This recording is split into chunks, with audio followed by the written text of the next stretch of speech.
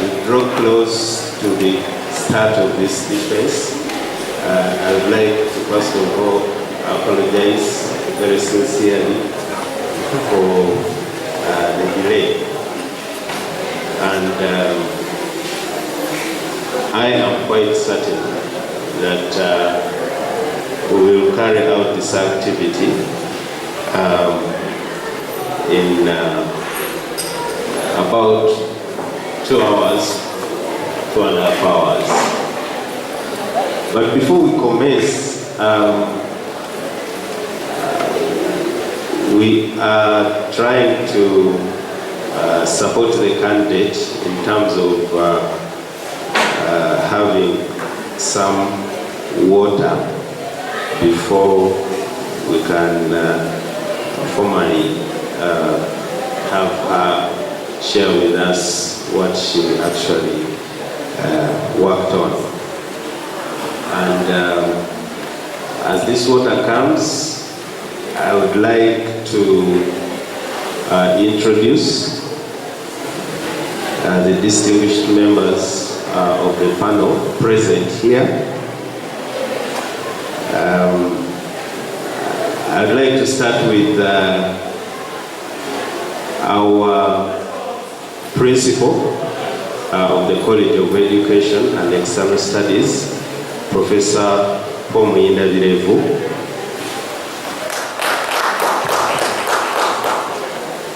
I would also like to introduce Professor Jessica Nora Abuti,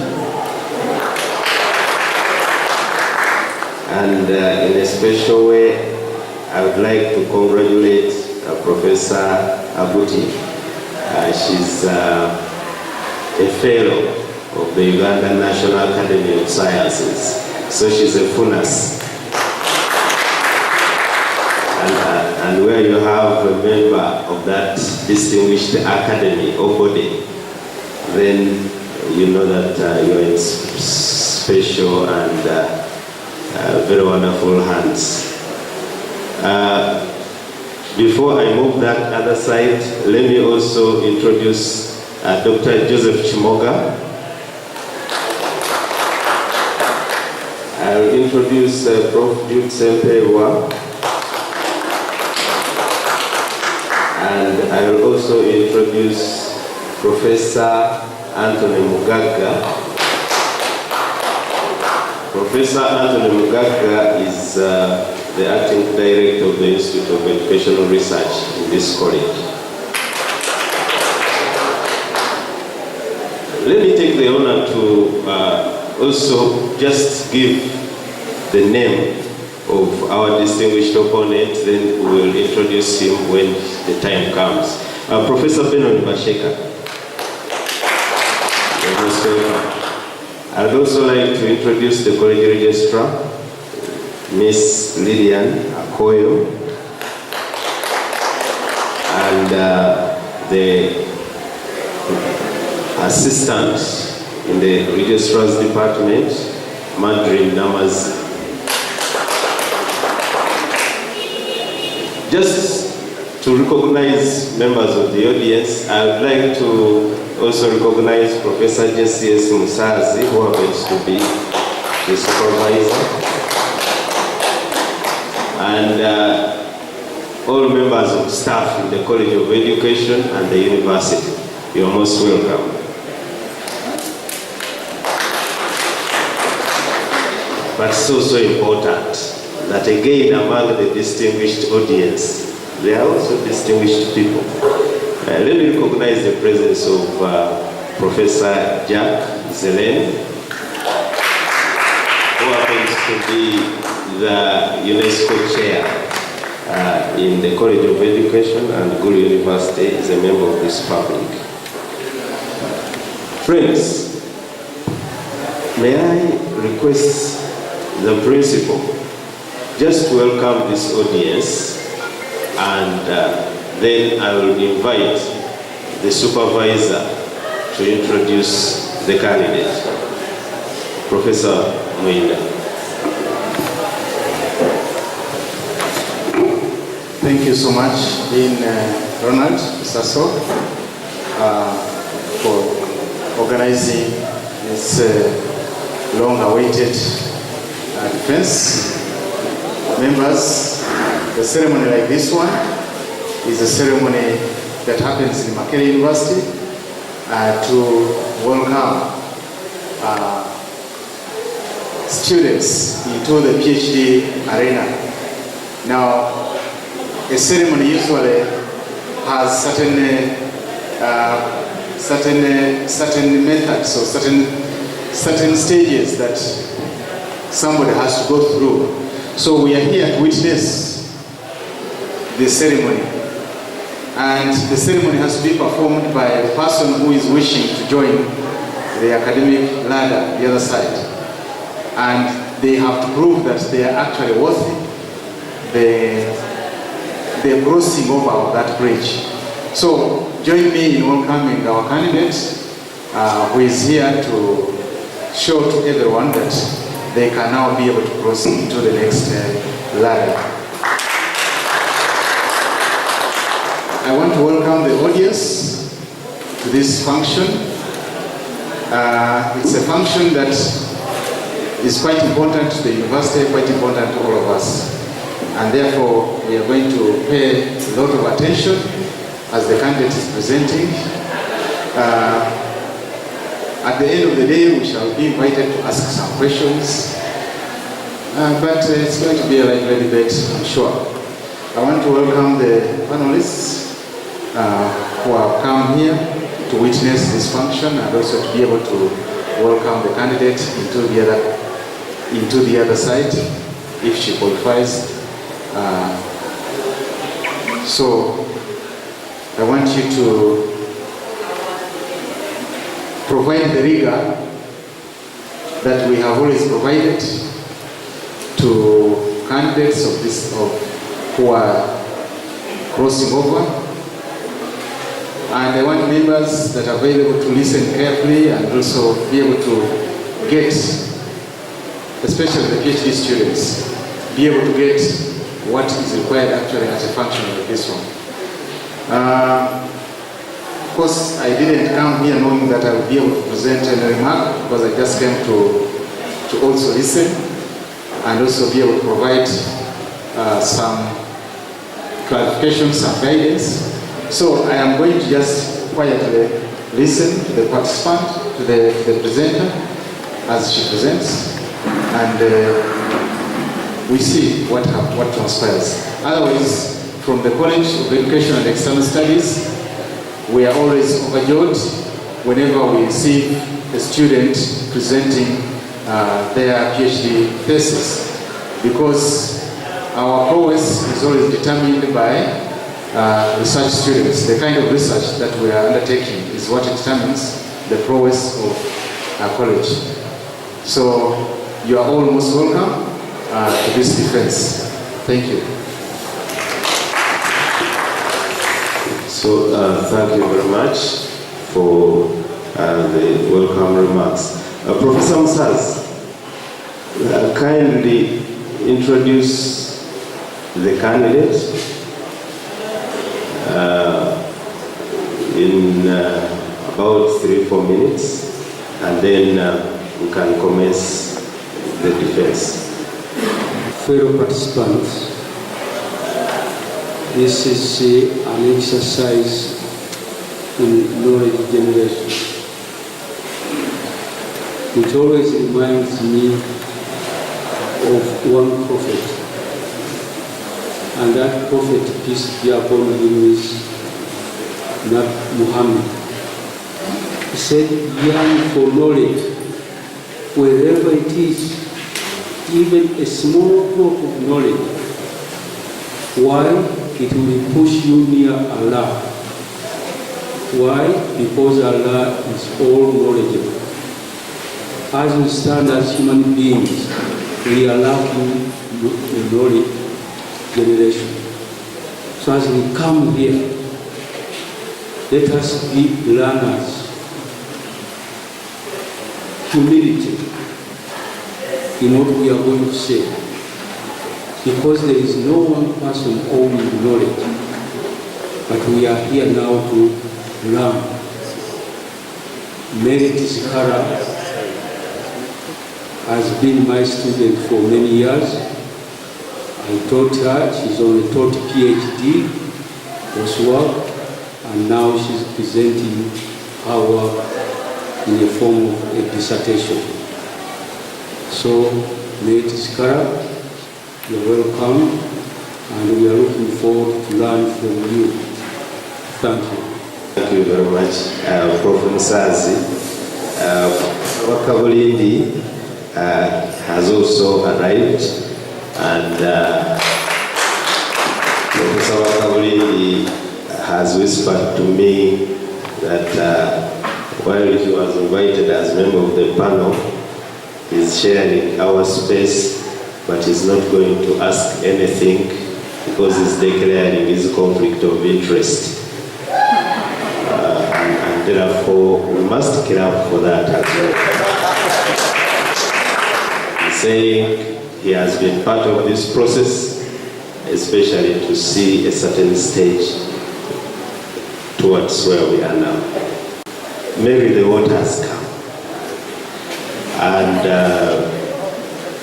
you will have between 30 to 40 minutes to share with this audience your work. And it's from that point that we will now move to the distinguished opponent and other members of the panel. So Mary, the floor is yours. Welcome. Thank you, Dean. Morning, everybody. I'm sorry I have a sore throat, but I hope I'll be able to communicate. So you'll bear with me. And without further delay, I wish to share with you my findings on the topic of human resource management practices and employee job satisfaction in Makerere University. And at the beginning, past researchers have researched about Makerere University, and they have found some issues to do with the job satisfaction, and they have defined it in different ways. But for this study, I found the definition of Martins and Prowenka very elaborate, and according to Martins and Prowenka, which I adopted,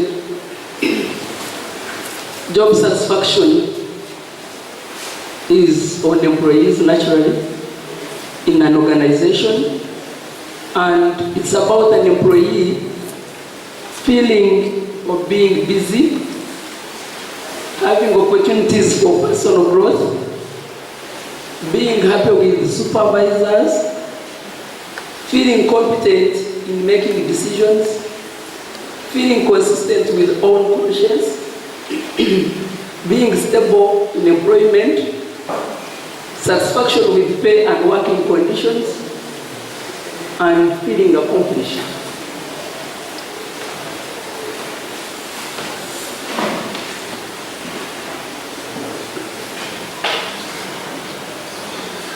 The problem is that in Makerere University, past studies have indicated low commitment, low organizational citizenship, poor service delivery, and ultimately attrition. And these problems gave rise for me to think and ponder about two questions. One, what is the level of job satisfaction, and what accounts for this level of job satisfaction?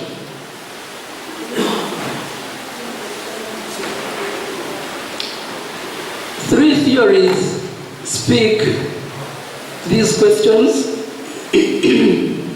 The first one is the psychological contract theory,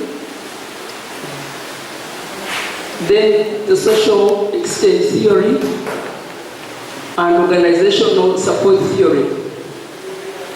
The psychological contract theory states that human resource practices are part of the exchanges employees expect from employers in a reciprocal relationship. And the social exchange theory suggests that exchanges such as satisfying human resource practices are reciprocated by employees with job satisfaction. And the organizational support theory suggests that good human resource practices are reciprocated with increased job satisfaction. And all theories together point to the fact that when employees do certain things to employees, it results in job satisfaction. And according to this study, the things the study was interested in are called human resource practices. And these practices are shown in the model, the conceptual framework before you. And so the human resource practices are 6, and those who are conceptualized as the independent variables, and then job satisfaction, the dependent variable, meaning that if something happens, the job satisfaction, rather the independent variable, which are human resource practices of staffing, performance appraisal, promotion, training, communication, and compensation, then we expect job satisfaction from employees. Therefore, after doing all this, I asked the following question: what is the level of employee job satisfaction in Makerere University? How do demographic characteristics lead to level of employee job satisfaction? What is the extent of implementation of human resource practices? And what is the relationship of human resource practices and employee job satisfaction in Makerere University? And that last one forms the core of this study. There's no doubt these questions naturally came from the self, and the objectives gave rise to these questions. I came up with the following hypotheses, and these are research hypotheses which were considered in this.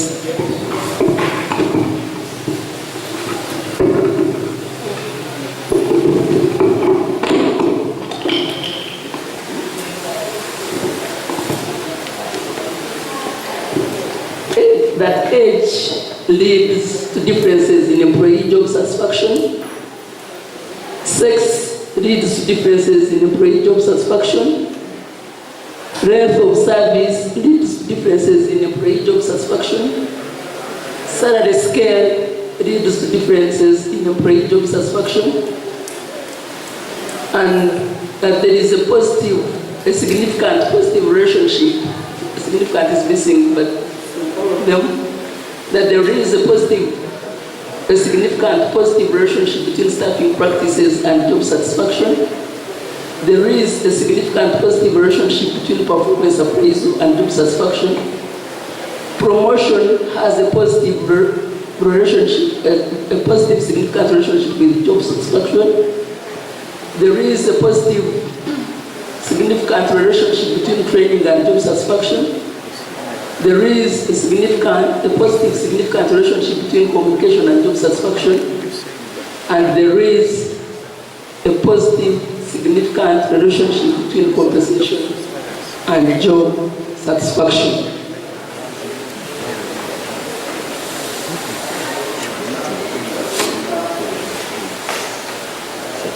The methodology that was used in this study was the cross-sectional survey research design. The population that was considered were all Makerere employees, both academic and non-academic, excluding part-timers and short contracts. And this totaled 3,501 at that time, which is academic year 14-15. The sample was determined by Kreji and Morgan Staple for determining sample size. And out of the 3,501, I got 814 respondents, and then, but the population was first sampled into academic, support, and then administrative staff. Therefore, we stratified to ensure that equal number. We use simple random sampling to make sure that everybody had an equal chance of being selected, and to make sure that each group is represented enough. Then the data collection method was a survey, and the instrument was a self-administered questionnaire, which was semi-structured. Data quality were ensured by using instruments of earlier researchers, but after data collection, where the validity and reliability had been ensured before, but in order to ascertain that that was correct after data collection, I did factor analysis, and the alphas were okay. And then data analysis, I used descriptive and inferential statistics with the same to go along.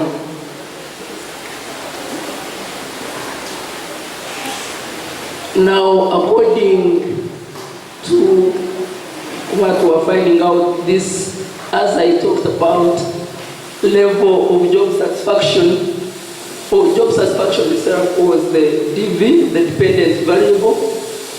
And on the dependent variable, we put 15 questions to employees of the university.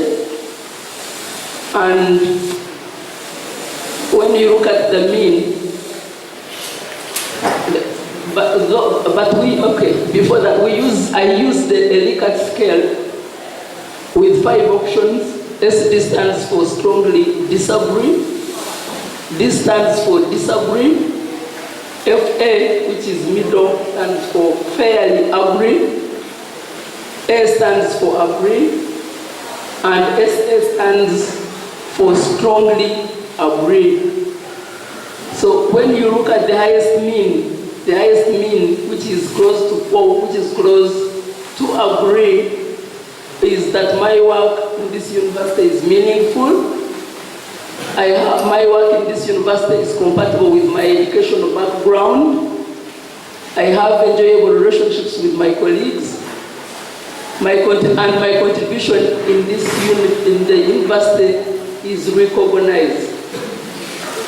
And the means were high, and according to our code, they tended towards agree. And when you look at the working conditions in this university, we put it the employees whether the working conditions were conducive, and the results show for themselves. And it is just 2.8, and it is close to FA, fairly agree, between the disagree and fairly agree. So it's in the middle. So the working conditions are just fair. there. Overall, the mean was moderate. If you look at everything, we look at 3, 3, 3, we look at 3, 2.8, 2.8, 3.5, 3, and that is our code, FA, which is fairly agreed, showing us that it was moderate. The second question was about the level of job satisfaction by demographic characteristics, and the background characteristics which were found important in the study were age, sex, years of service, salary, and those indeed are the first 4 hypotheses.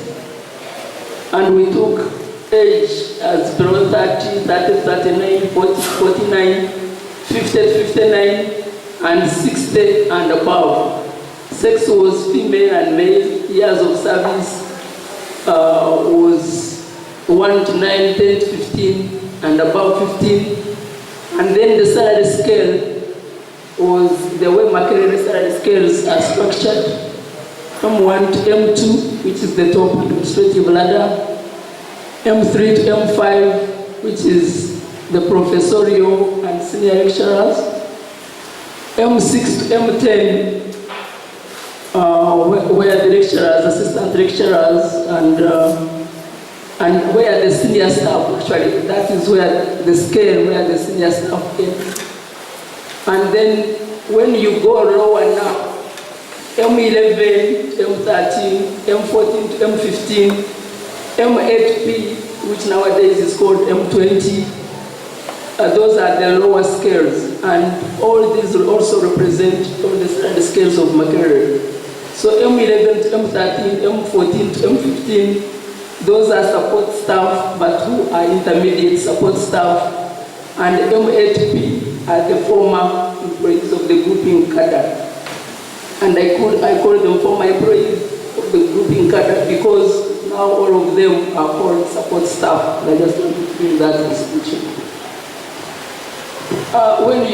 Then there are sample means, but the important thing here is that when you look at the age is 0.198, and we're comparing it with our level of 0.05. And so you find that age and sex are above that. That means when we think about significance, those are not significant. And years of service and salary scale, they are significant because they are below 0.05, and this will have an implication later on. Decisions on hypotheses 1 to 4. 1, it was concluded that age does not lead to significant differences in employee job satisfaction. Sex does not lead to significant differences in employee job satisfaction. However, length of service leads to significant differences in employee job satisfaction, and salary scale leads to significant differences in employee job satisfaction. The other independent value was about implementation. Our other research question was about implementation of human resource practices in Makerere University. And we still used our 6 practices: staffing, performance appraisal, promotion, training, communication, and compensation. And according to the results of this study, you can also see the mean lies in the middle, and which is fair. Is that fair or moderate, and the distribution is normal.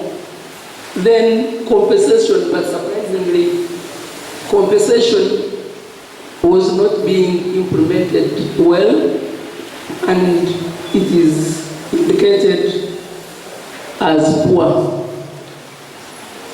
After finding out that findings of the HRM practices were correlated with the findings on job satisfaction and what came out, and when we are looking at the correlation, we are interested in this line because it indicates job satisfaction and how different practices correlated against the job satisfaction.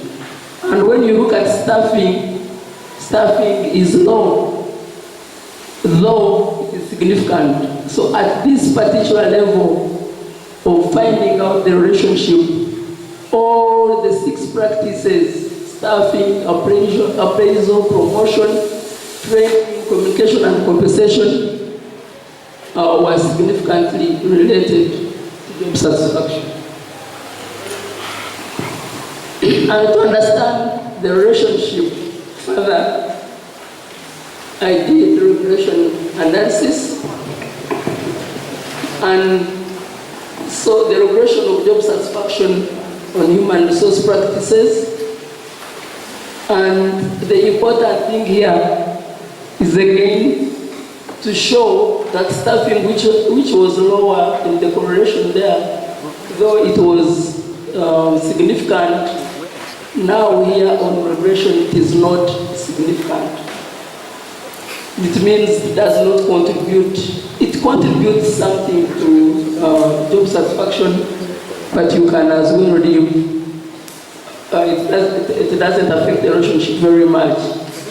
Therefore, performance appraisal, promotion, training, communication, compensation, overall are represented by the adjusted R squared equals 0.433, and in percentage, that is 43%. Therefore, the 5 practices, excluding staffing, contribute 43.3% the job satisfaction of employees in Makerere University.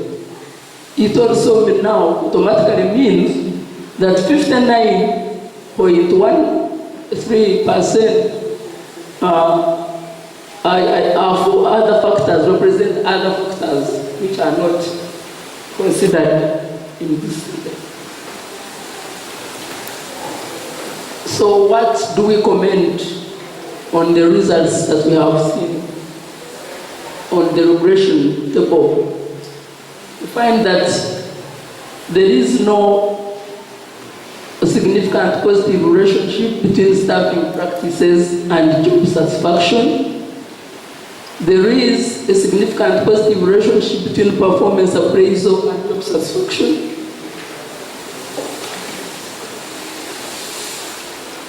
Promotion has a significant positive relationship with the job satisfaction. There is a significant positive relationship between training and job satisfaction. There is a significant positive relationship between communication and job satisfaction.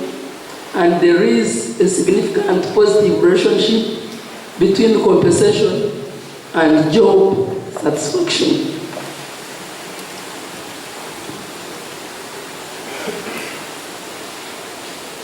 From there, I concluded that job satisfaction at Makerere is moderate. Because you look at the averages, indeed, they were close to cohort 3, which meant fairly agree, and that could be interpreted as moderate. Then staffing, performance appraisal, promotion, training, and compensation are fairly implemented, while compensation is poorly implemented. Years of service, salary scale, performance appraisal, promotion, training, communication, and compensation predict job satisfaction of employees of Makerere University. Recommendation. It is recommended that Makerere University endeavors to improve its performance appraisal, promotion, training, communication, and compensation systems, because this will enhance the job satisfaction of employees. In effecting the improvement, attention should be paid to all staff, irrespective of age and gender. However, special attention should be paid to compensation and to staff in scale M1 to P, that is the lower segment of the salary scales in Makerere University. And with that, I thank you.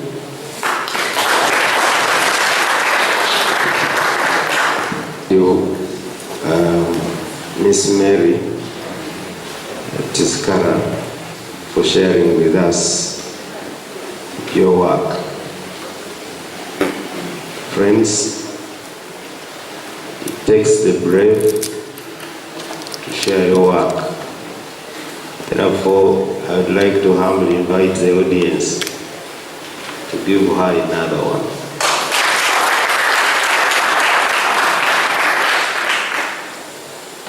Now we are getting into a stage where I normally tell my PhD students to pay attention.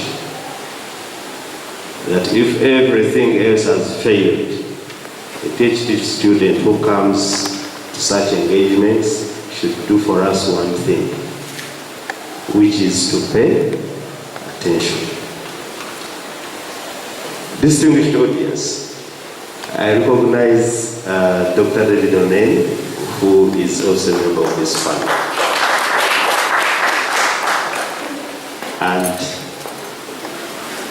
let me take the honor to introduce our distinguished opponent this morning. Professor Bernard Masheka is our distinguished opponent. He holds a PhD in Political Science and Public Administration from the University of Dar es Salaam. He also holds a PhD in Education Management and Planning from Makerere University. He has a Master's in Project Management and Social Sector Planning, so those are two Masters, and a Bachelor of Arts, Political Science and Public Administration.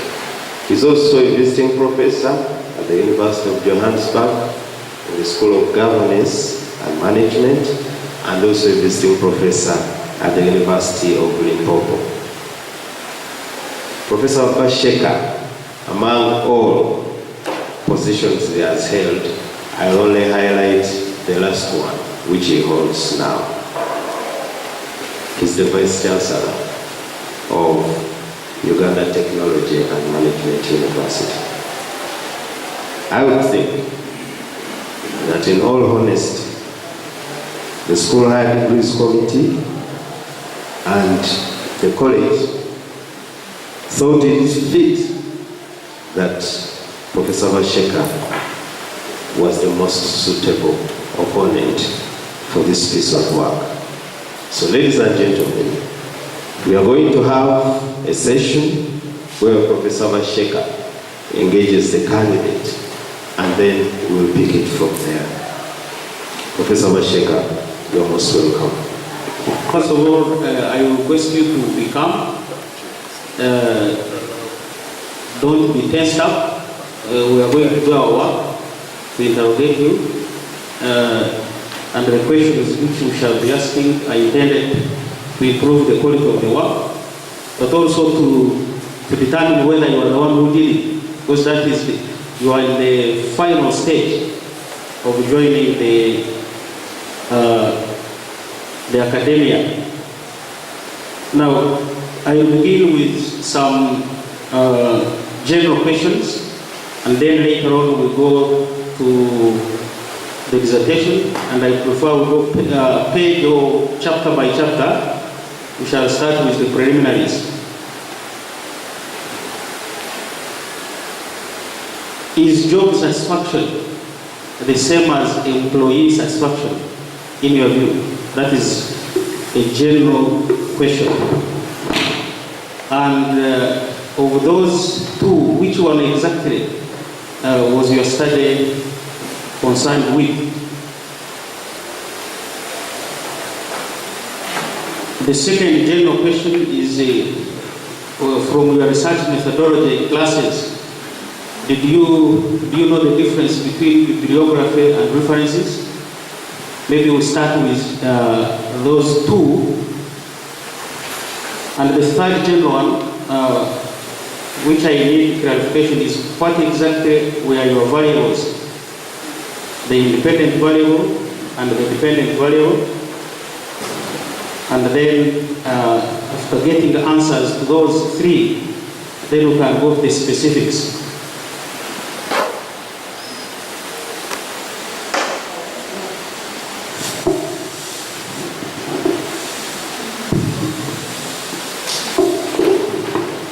The study was about employee job satisfaction,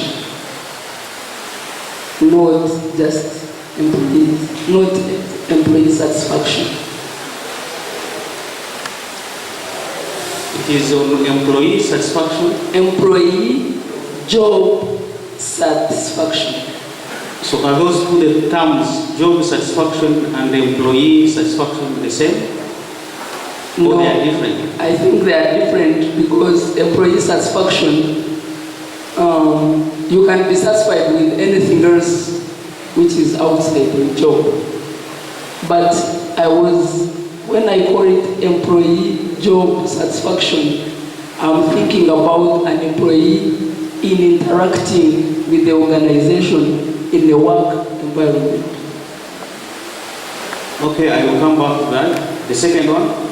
The second one, bibliography, is all the work, the literature you have read, and which you don't have to reference sometimes, but you have read, so it's not, but it can help you when you are developing arguments.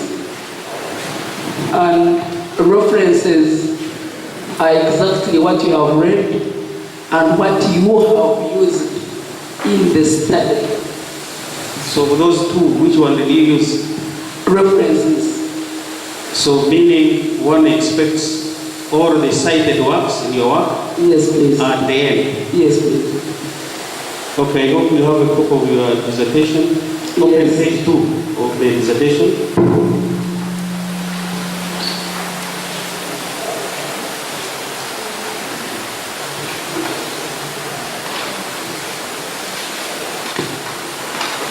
How many citations did you make on that page? Alone, page 1, page 2.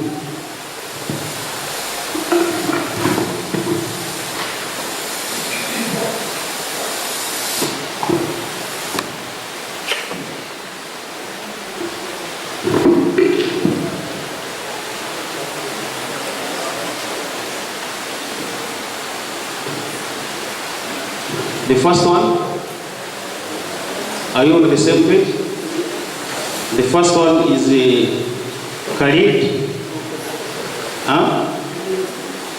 So open the references and show us where that Khalid is referenced.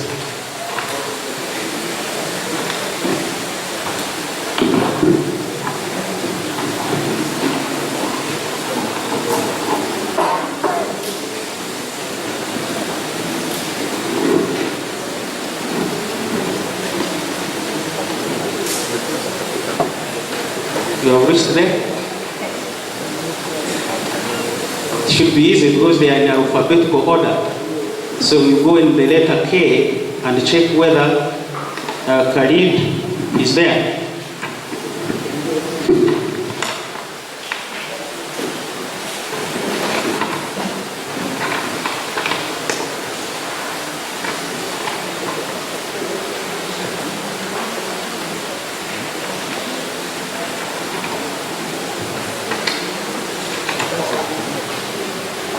You have seen?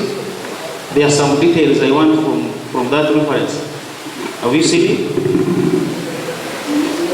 Huh? You have not seen it.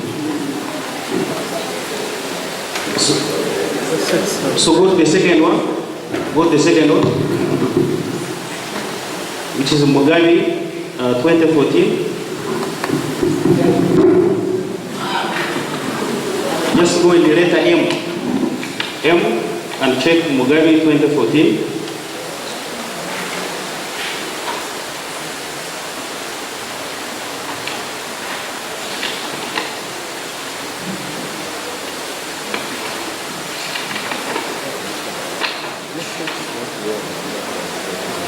You have seen? Okay, check the nearest. Mamdan 207. Mamdan. You have seen it? 207?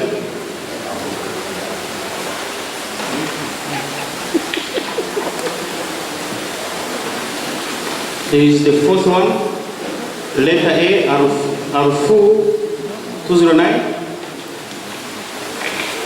You have seen it?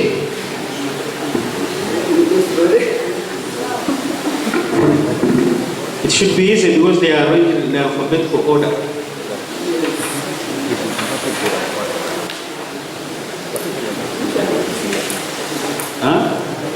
Me, I suffered for the time I was marking. I tried to trace those. Among others, I couldn't see them.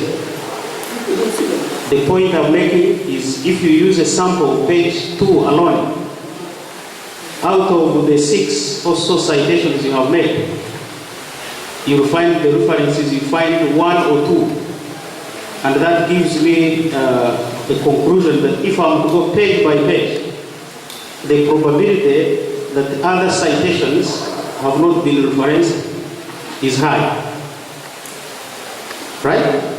So that's why I made a recommendation. You need to go page by page, list down each of the reference of the citations, cross-check at the end and find out whether they are there. You'll be surprised at the kind of injustice you have done to yourself as far as that subject is concerned. Right? So let's proceed. We need first, that is page 1 of your slides. These are the measures of job satisfaction. Of these 8, which one did you focus on as the measures of employee job satisfaction? Of the 8.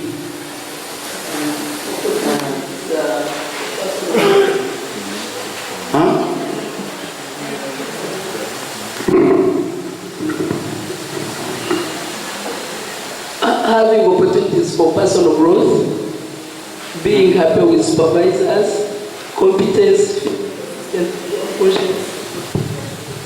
being stable. I use most of them. So go to the second slide.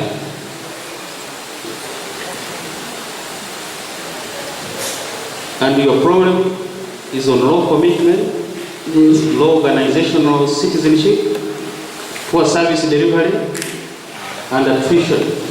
What is the relationship between these 4 and the 8 that you have listed as the measures of job satisfaction?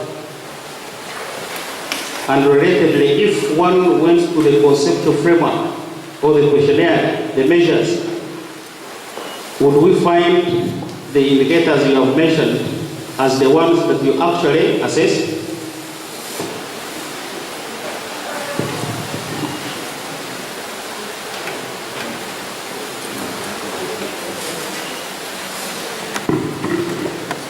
The relationship between those 4 and the 8.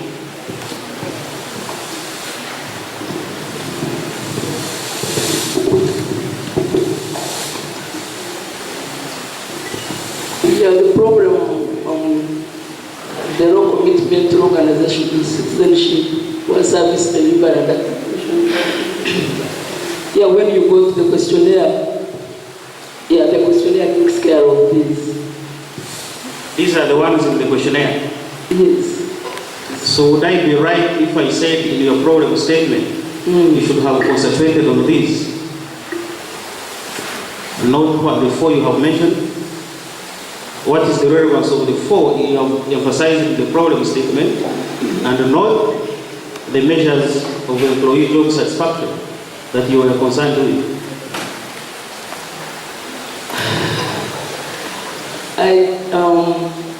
Okay, I was on job satisfaction itself, and sometimes it can be an outcome of what comes out of this. For instance, if the law commitment, the problem, the poor service delivery, and when you feel busy, when you're feeling busy, it means now when there is law commitment, it affects the feelings, because job satisfaction is an attitude, and it comes out from what you have subjected to an employee. Then when these ones are not being done, then it brings itself out in the outcome is law commitment is this. So when you do this, the employee, this shows that somebody is happy and is satisfied. And when in the absence of these, then you get those four. Yes. So in your conceptual framework, is there where you have illustrated these as the outcome variables of your study? Because you earlier on said your independent variable was the human resource practices, yeah? Yes. And then there is job satisfaction. Do you think there is a need for another circle, since you are in love with circles only? But do you think there is another circle, a need for another circle? Huh? That if the other 8 elements are under job satisfaction, then there should be another circle indicating the outcomes, the four you have mentioned. I will consult my supervisors and we see how to prove that. No, the supervisor did his work a long time ago. It is now your work. Yes, now my work, but sometimes to keep finding out, because to improve the work, I need to consult them again. You need to take a stand yourself as a student. Yes, I need, but I will seek for assistance. Do you think there is a logic in what we are arguing? Yes, I can get it. You had another variable, since you have indicated that diagram, let's finish it. You had another variable where you presented the results called employee characteristics. Yes, please. What name do you give that variable? Background characteristics. Background characteristics. Yes, please. So, is it appropriate, do you think, before these independent variables, there could be another circle? Maybe as one which may affect the relationship. Which as a controlling variable, maybe. The predecessor variables. They are predecessor variables. Before, then you are saying they interact with the independent variables. And the independent variables interact with the job satisfaction, which is the dependent variable. And we have said they lead to other variables. So in your conceptualization, take into account, because you have demonstrated substantially that you carried out, we collected a lot of findings on those characteristics, and they should be illustrated. So there were 6 human resource practices that you assessed. Yes, please. Now, if I go in the objectives of the study, would I find these 6 being identified? Yes. So let's go to the objectives of the study.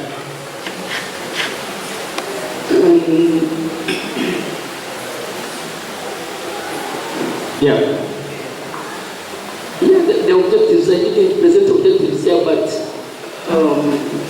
No, I get it. I get it from there. Yes. Research questions are the same as the objectives.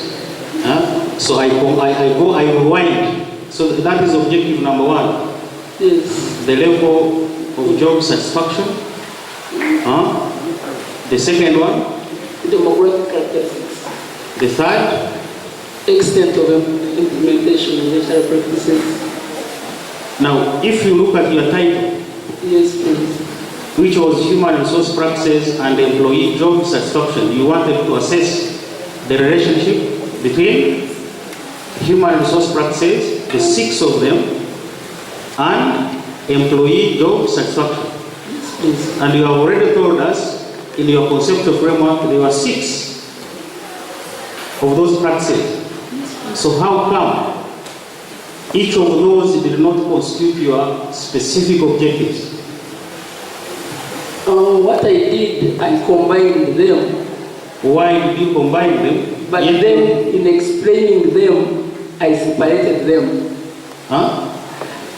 I combined them as, because I was finding out the relationship between the human resource practices and employee job satisfaction. And I had already defined that the HR practices I was concerned with were 6. And in my literature review and analysis, I analyzed them as 6.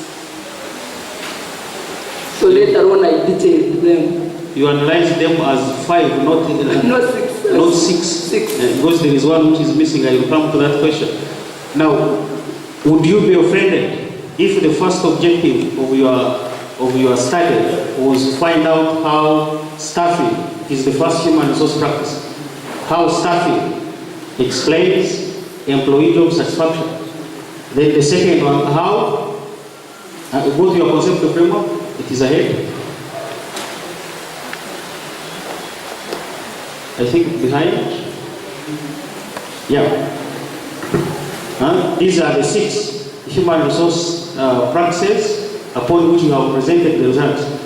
How come the first objective was not to find out how staffing is contributing, is explained, employee job satisfaction, how performance appraisal is related to employee job satisfaction, how promotion is explaining employee job satisfaction? The other objective, number D, how training is connected to employee satisfaction and how communication is connected to employee satisfaction, and then compensation. Why didn't you use that logic? Because you have presented the findings on each of these. In the literature review, there is a section where you have reviewed your literature according to each of these. So how come these were not part of your objectives and you combine them, yet you have a statement, a purpose? Okay, I get it, but in that particular time, I thought it didn't do any harm if I combined, but then later on separated them because I defined the HR practices as 6, and I went ahead and analyzed them as 6. So which was your area of interest? The HR practices, the relationship. So why didn't you concentrate on the same? That's what I'm asking. Maybe I will clarify it later if that is what we study. Because it's supposed to guide the relationship, the title of your work, this conceptual framework, the objectives you have formulated, later on the literature review, and the way you are presenting the findings should be connected. And you have introduced another word that you were concerned with, implementation of the human resource practices. Is it what you were concerned with? Or you were concerned with the relationship between these practices and employee job satisfaction? I was concerned, it is true, I was concerned with the relationship, but a number of times you can't find out the relationship, but it remains on paper. And the human resource practices, are policy statements, and in everything. But I wanted to go further and find out if there is this relationship now, how are the employees feeling this relationship? And it can only be done through implementing those same analysis practices. That's how I looked at it. So you wouldn't have established the relationship between them if you had formulated the objectives that way? Would it have been difficult to establish that relationship? No, it wouldn't have been difficult, but I also wanted it to come out how they implemented. So that at least you know the relationship is there. Once it's there, then how do you implement the practices to make sure that you get the job satisfaction praise? So do you see a mismatch between your purpose, your title, your objectives, and the conceptual framework? There is need for harmonizing all those. And that's why when you read the detailed report, I have pointed out how it can be done in a simple way.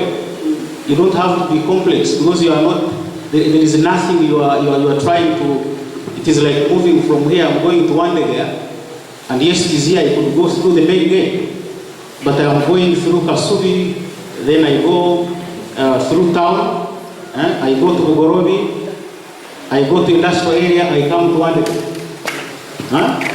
The fact that you reviewed your literature based on each of these, the fact that you have presented your findings on each of these, directly tells you that that was your area of interest. Those were your objectives. That general number 4, the fourth objective which you have included, is already included in the purpose. Advice is already taken. Okay. So what was your problem? What was your problem statement? State the problem. The problem statement is that despite earlier scholars, people researching on Makerere University, and efforts, and they are recognizing that job satisfaction is very important for employees, the university went ahead to do some things to make sure that they improve the job satisfaction of employees. But however, the situation on the ground showed that effort had not been reciprocated, and the job satisfaction or problems, complaints continued, which were akin to job satisfaction, to job dissatisfaction. So do you think your study, the findings you have presented, will reduce those problems you have mentioned? Yes, I believe so. I believe so. If the VC receives your report and implements each of the recommendations, yes, the staff will be happy. They'll be happy because they find the findings. I will come to that at the end. You give me the margin, their recommendations. Now, in your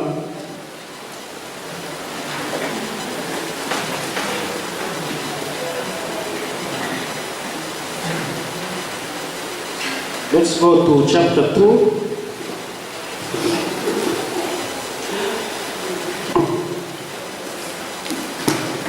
Now, maybe before chapter 2, was your study on academic staff only or non-academic staff? Both. And where was your problem statement focusing? Because you said there are no studies which have been done. And you were only, even your literature review concentrates on academic staff, but deciding on the non-academic staff. Who is more dissatisfied? Who is not satisfied? The academic and the non-academic? Of them. No, if you were to weigh, who is greatly affected? No, I wouldn't say, because I would have to speak to the findings. Yeah, that's what I'm asking. Speak with your findings and tell me of those two. If you carried out a study between academic and non-academic, who is more satisfied? Because you had a statement where you said the implementation of the practice was fair. Fair to who? all the employees. So if you were to pick out and advise the management on where they should concentrate, is it on the academic or the non-academic? Given the findings? On all of them. Why? Because in an organization, I actually decided to take all the employees. See, a lot of research concentrates on academic staff only, but everybody has a part to play in the organization. Don't play politics, but use your findings. Yes, please. To simply answer the question. Yes, because... Did you find the level of job satisfaction of the academic staff and the non-academic staff? No, I didn't disaggregate. So would it have been appropriate to do that? Yeah, I can do that because I have the data. Okay. It's appropriate. So in chapter 2,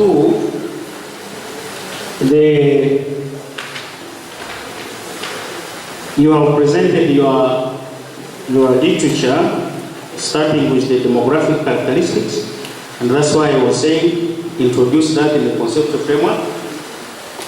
Then the other comments I have made here, which you should be able to read, I don't have. Then the second one should concentrate on these practices and give it more attention. And the third is on job satisfaction, depending on the order. You may begin with job satisfaction, or as long as it is there in your literature review. Then you tend to concentrate on the general. This is a global comment. You tend to concentrate on the literature of other organizations outside, and less on the literature of universities, which was your focus. So make sure you don't concentrate on manufacturing organizations. Those manufacturing organizations are different from the universities. Chapter 3, in chapter 2, the other general comment is the references. I can say almost 60% of what you cite is not reflected in the references. And I couldn't point out each and every. I used a sample. Could you tell us how you selected your sample?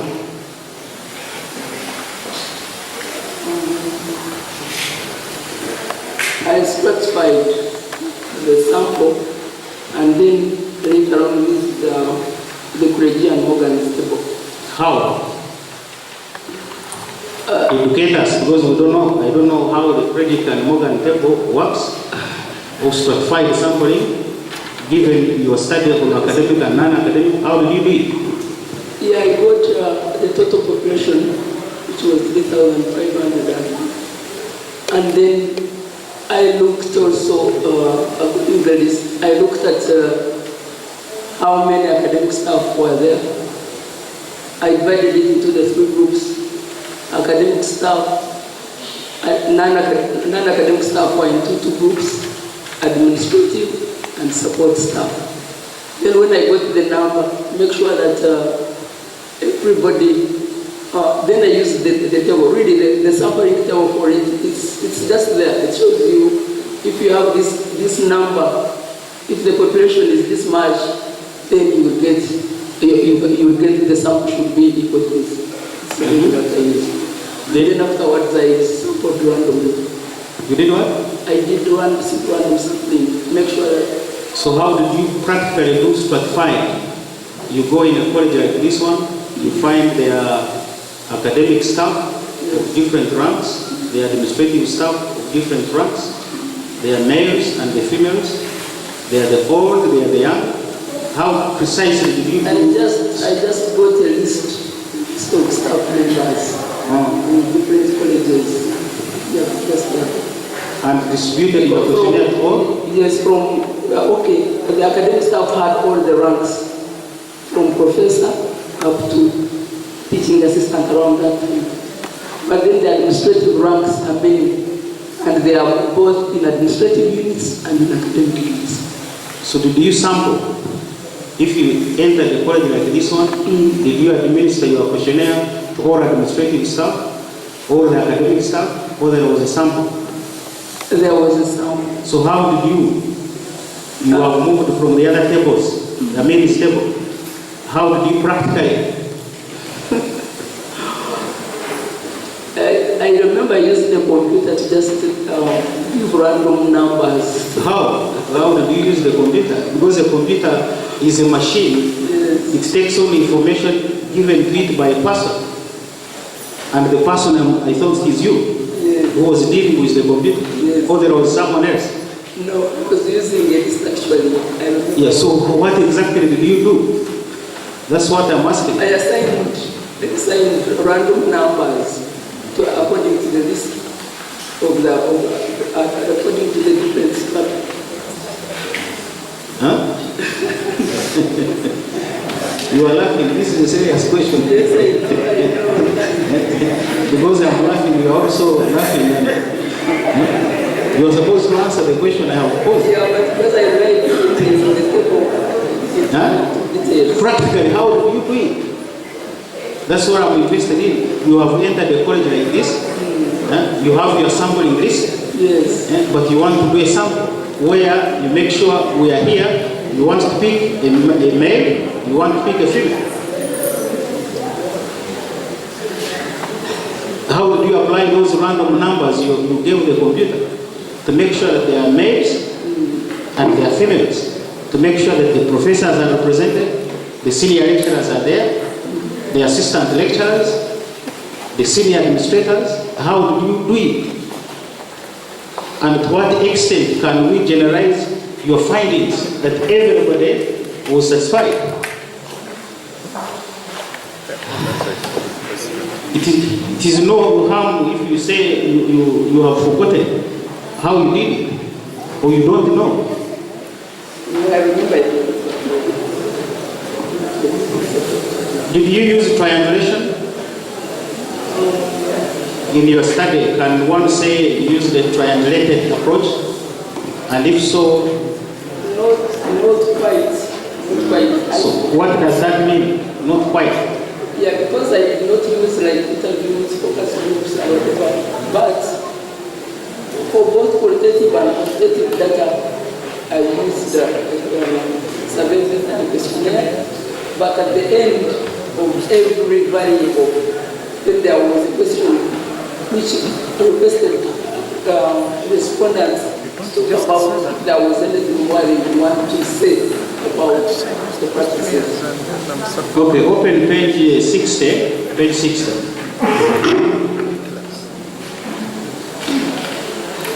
You are there?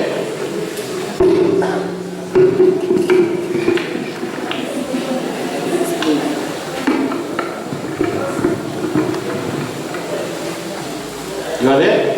Yes. So there is section 3.1. There are two citations there, and there is a sentence that starts after the second citation. The study. Are we seeing it? Let's count from 3.1. Line 1, 2, 3, 4, 5, 6, 7, and 8. Yes. You are there? Yes. Read that sentence.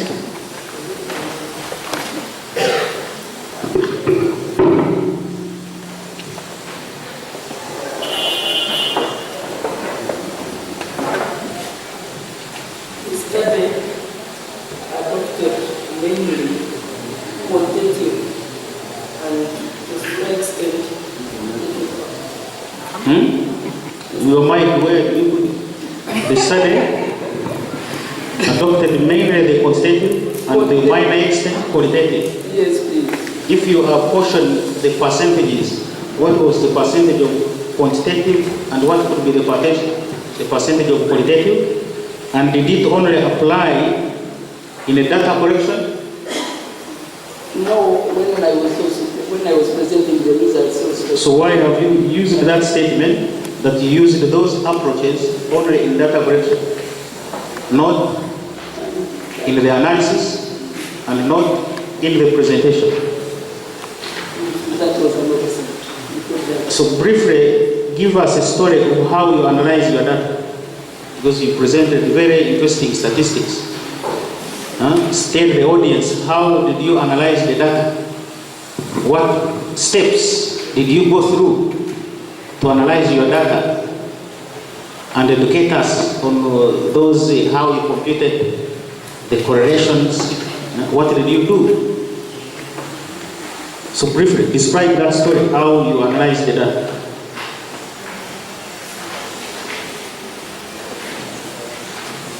After getting the data, the data was coded.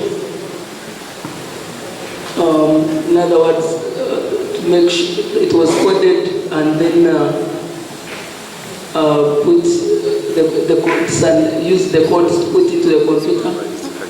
Then I used SPSS for analysis of data. And once the data was, and then the SPSS itself now gives you the end result. For looking for relationships. So how do I, if you recall, I don't know which period it was, how did you exactly go into SPSS? What did you do to generate those statistics, the relationships you have indicated? To generate the relationships, Yes. I used ANOVA. No, you have a computer like that. Yes. You have corrected your data. Yes. You are interested. You said you have entered the data. And what did you do to generate those statistics? It gives, like SPSS gives a formula. You just keep, you just keep clicking the right buttons, and later on it generates for you percentages, means, and after you've gotten that, now you can be able to analyze. It gives you the end product. So you can close your eyes, touch the computer, and then say, give me the correlation? No, you use the computer, really it has programs. You put in the program and then it will give you the relationship. So you don't remember any program that you use it in SPSS? Because it should be fresh in your mind. It should be fresh in your mind if you did the analysis. You should at least be recording that, yes, there is a button, as you are calling it, that I touched this one, then I fed in this, I asked it, give me this. That story you should be able to tell. Did you analyze the data? Yes, but I analyzed it with my supervisors. They were showing me what to do. We were doing it together because they were showing me what to do. I was around. So did you learn if they were showing you what to do? Yes, now if I went back to the space, I would do it myself. Because I was there with them as we did the data. If we opened the space there and I said run a correlation, you can do it? Random correlation? No, if I said open your data set there and project, and I said, okay, click here, give us the correlation. Can you do it? Yes. My friend. You see, you have the data there, and the projector is here. I don't want to embarrass another. So let's leave that question. The findings. Now, there is one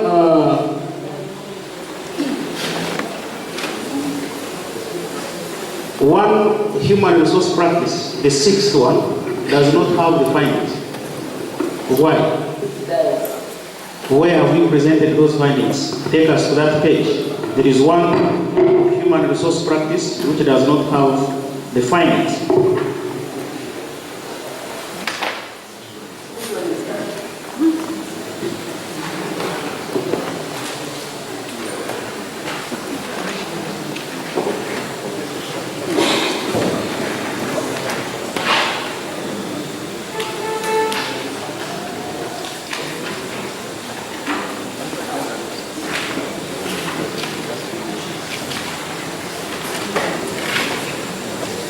The sixth human resource practice. take us to the page where those results are presented. Look at page 100. Compensation is presented from page 120. The percentages are on page 121. Go to page 127. Page 127.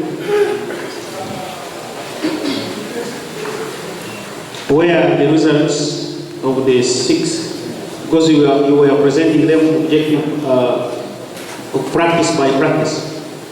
So where are the results of compensation? On page 127.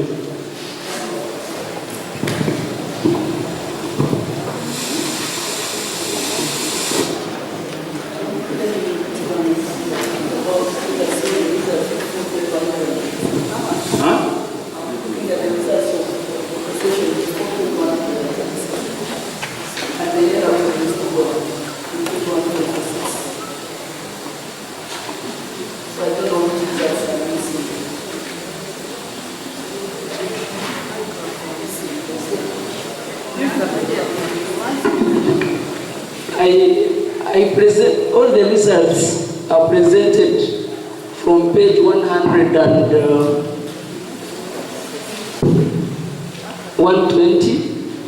to 126. So I'm not sure which ones in compensation which I missed, because it ends up in a histogram. So now, in your results, you have said age is not significant. Significantly related to brain disease. Of the demographic characteristics, which ones did you point out? Salary is significant. The salary scale and years of service. And you indicated age and sex are not significant. So do your findings contradict the long-held opinions sociologists have always known? For example, that women are more committed and more satisfied. And that's why the president puts women in sensitive ministries. Maybe he read that psychological document. But now you are saying there is no difference here. Should we take it that your findings are groundbreaking? They are deviating from that long-held tradition? Or you could have an explanation around it? Yes, that is what was found out in this study. But probably the explanation could be that in the university environment like this, males, there is no affirmative action in employment, in Makerere University. So once you enter the university, then the practices are applied to you equally, irrespective of age and irrespective of sex. So that is what I can probably think is the explanation. Do you have a gender? Does Makerere have a gender policy? Are you aware? Yes, I know. I'm very aware. And doesn't it have provisions of affirmative action? They have not been applied. Why? Well, that is not what this that I don't know. Because when you look, because Makerere talks about really, where it goes by competence. Because I know maybe top administrative position, there should be somebody, so should be another sex, but you go for an interview, that is it. So the best takes it. Now, in your correlation results, you indicated the performance appraisal is significant, 0.00, then promotion 0.02, communication and compensation. And my question is, how practically are these being implemented? Do you think, yes, your findings seem to say appraisal, yes, appraisal, promotion, then communication and compensation. Do you think the university is doing well as far as those 4 are concerned? Or do you want to take your statistics? Are the staff happy as far as performance appraisal is concerned? Are they happy as far as promotion is concerned? Are they happy as far as compensation is concerned?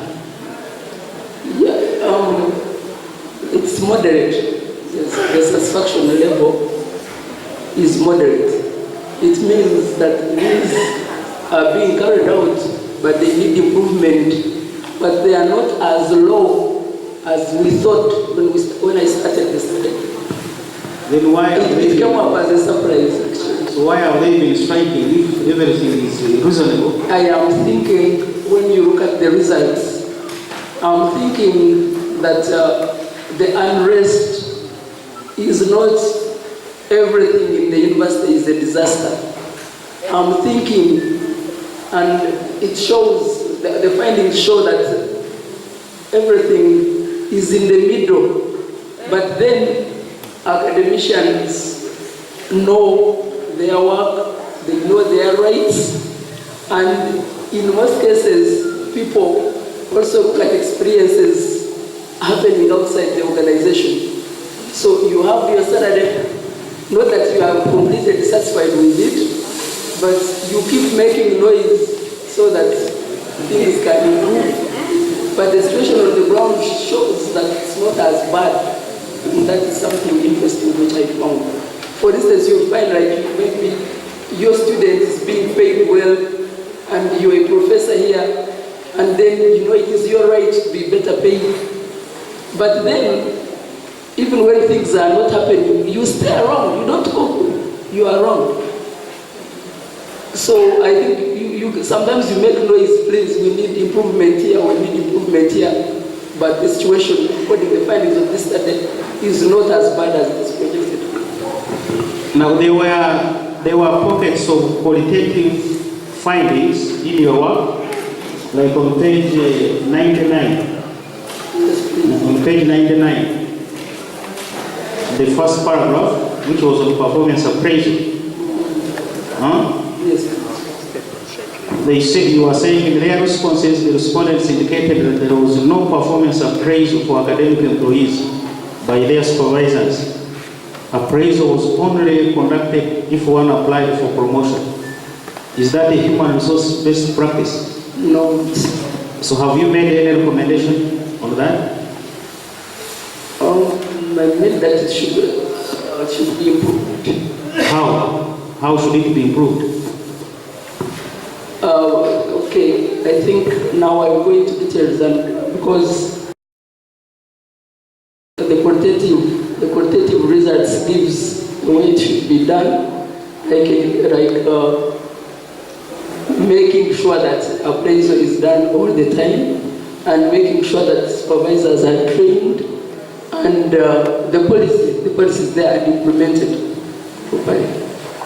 So the overall observation on that was your conclusions were only on the quantitative results, but you missed drawing very important conclusions, very important recommendations on qualitative results, which were very strong. On the pages where they have been indicated, they are very strong, and they point to areas which need to be addressed in the university system. So make sure you pick those sections and make recommendations. And the recommendations should be practical. What you presented may be very difficult to implement. I have indicated, let's go to page, for example, 142. No, before 142, on page 141, you are presenting what you call a modified conceptual framework. Yes, please. That modification needs to take into account the other variables, the outcome variable and the predecessor variable. On page 142, if you check the recommendations, you have 5 recommendations, and you had 6 human resource practices. And you have only 5 recommendations. Do you think it is fair? And then 2 You are saying the first recommendation, Makerere University, and perhaps you are not sure yourself. Similar institutions should equitably promote increased job satisfaction of employees. How should that be done? Huh? Because you have done a study. Tell the university how that should be done. That if there is need for prioritization, the university should intensify efforts targeting those who have spent 10 or more years. Are these recommendations from your findings, or those are your opinions? No, they're from the findings. Huh? They're from the findings. So where is that recommendation number 3? Where is it originated? The years of service. When you go to the results, when you go to the results in years of service, background characteristics,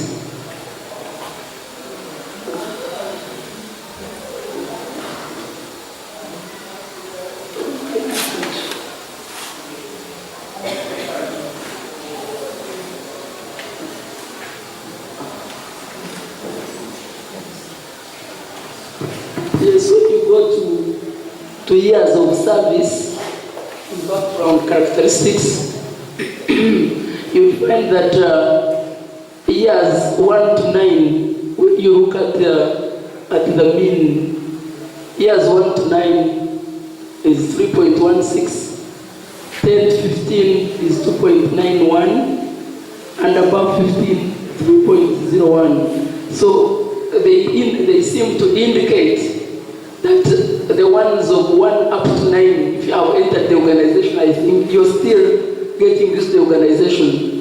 But once you stay longer, and indeed things are not happening like we have seen, then dissatisfaction starts creeping in. Therefore, when then you target those, because we are also thinking that when you stay in the university longer, ideally you should even have better qualifications. And you keep expectant as you get more qualifications and all that. And if you expect and nothing happens, then you reach a point and you're dissatisfied. So my general observation, strengthen your recommendations, make them practical, and let them directly speak to the findings. Is compensation only done by government in Makerere? Compensation. Is it only the responsibility of government as far as Makerere is concerned? You have said the government should intensify efforts to effectively improve compensation. Yes, because public universities, they get money from the consolidated fund. It is for the government, because if now you get money from the private students, all of it is government money, because this is a public institution. Is it how it has been done? Because there are issues around that money which you collect, the internally generated money, vis-a-vis what is coming from government. There was a write-up from Ministry of Finance. The university, all the money that is collected from the university is supposed to go to the Ministry of Finance, and then you also give your budget and it comes back. But I'm not sure whether it's being implemented or not.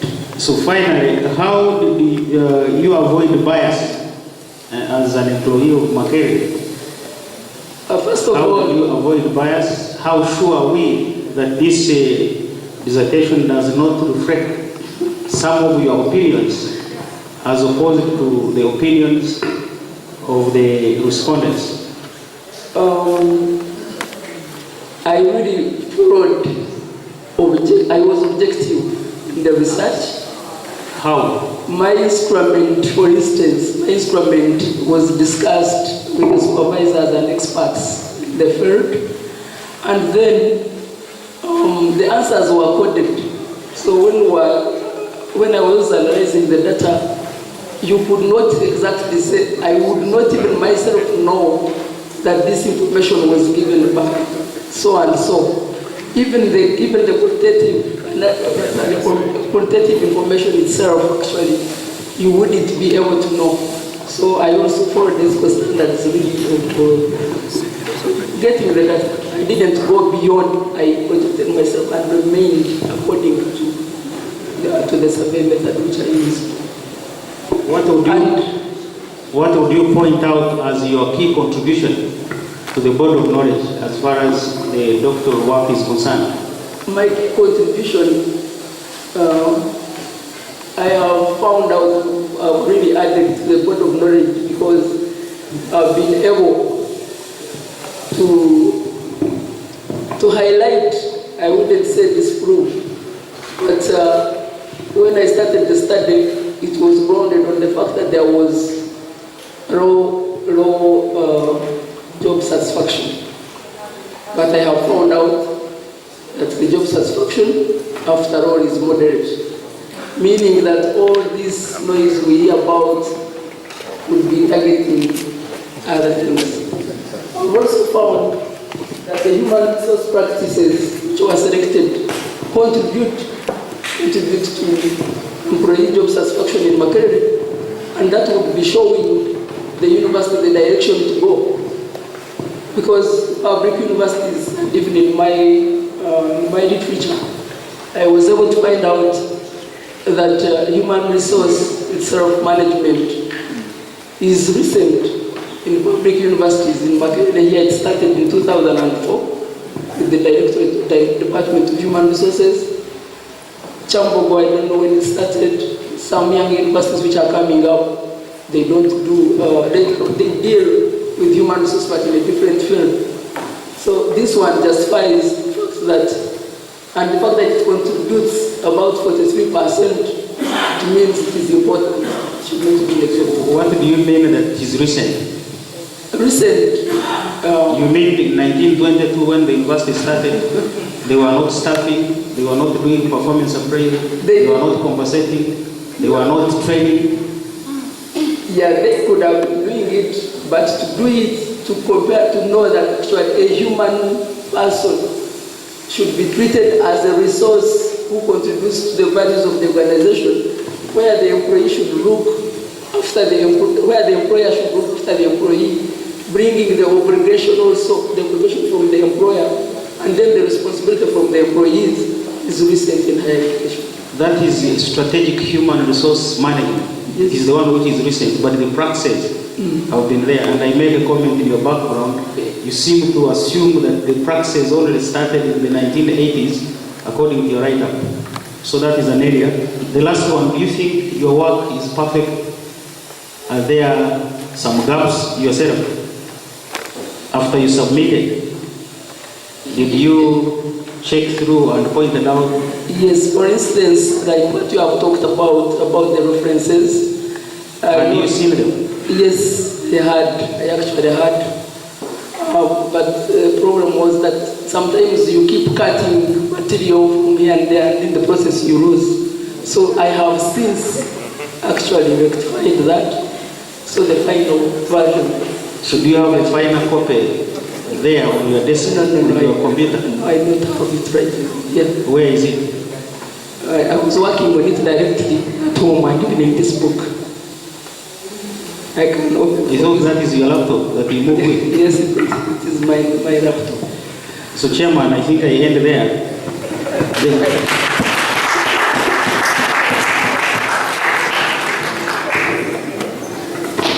I think I do not need to request for another one.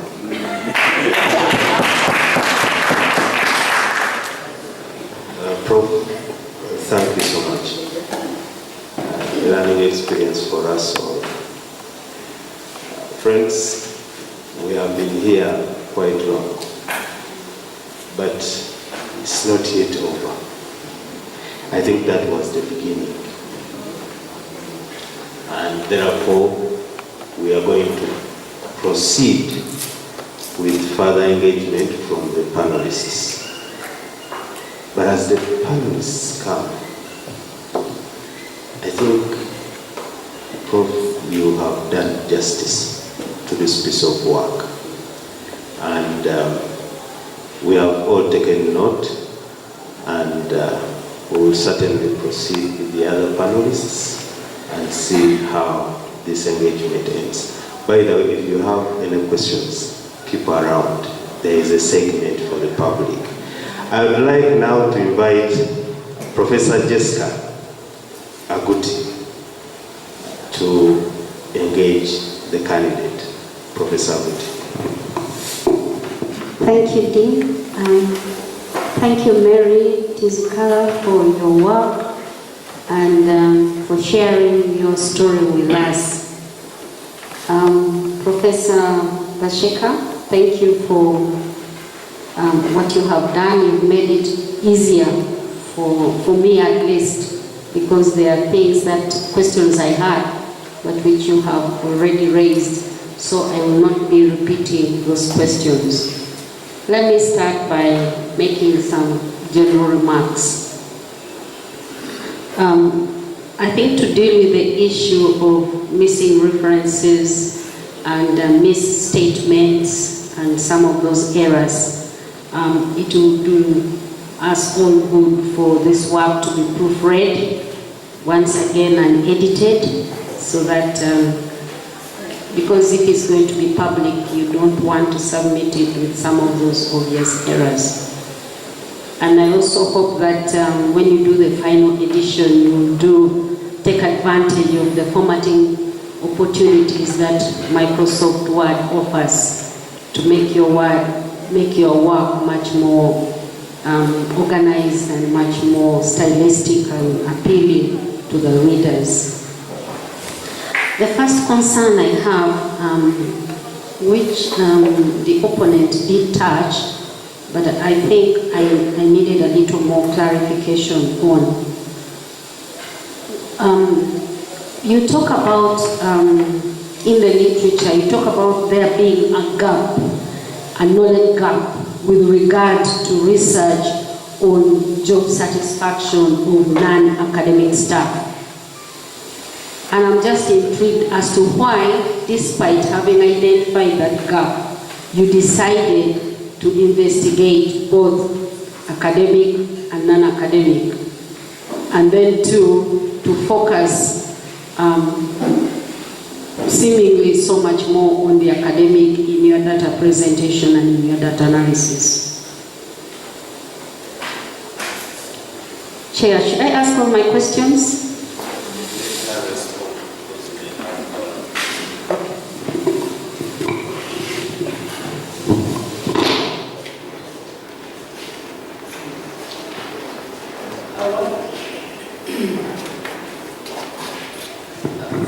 Okay, there's a lot of research on academic employees, but I wanted to research on all employees of the university, and I thought that would enrich the understanding of job satisfaction in the university. That's why I did that.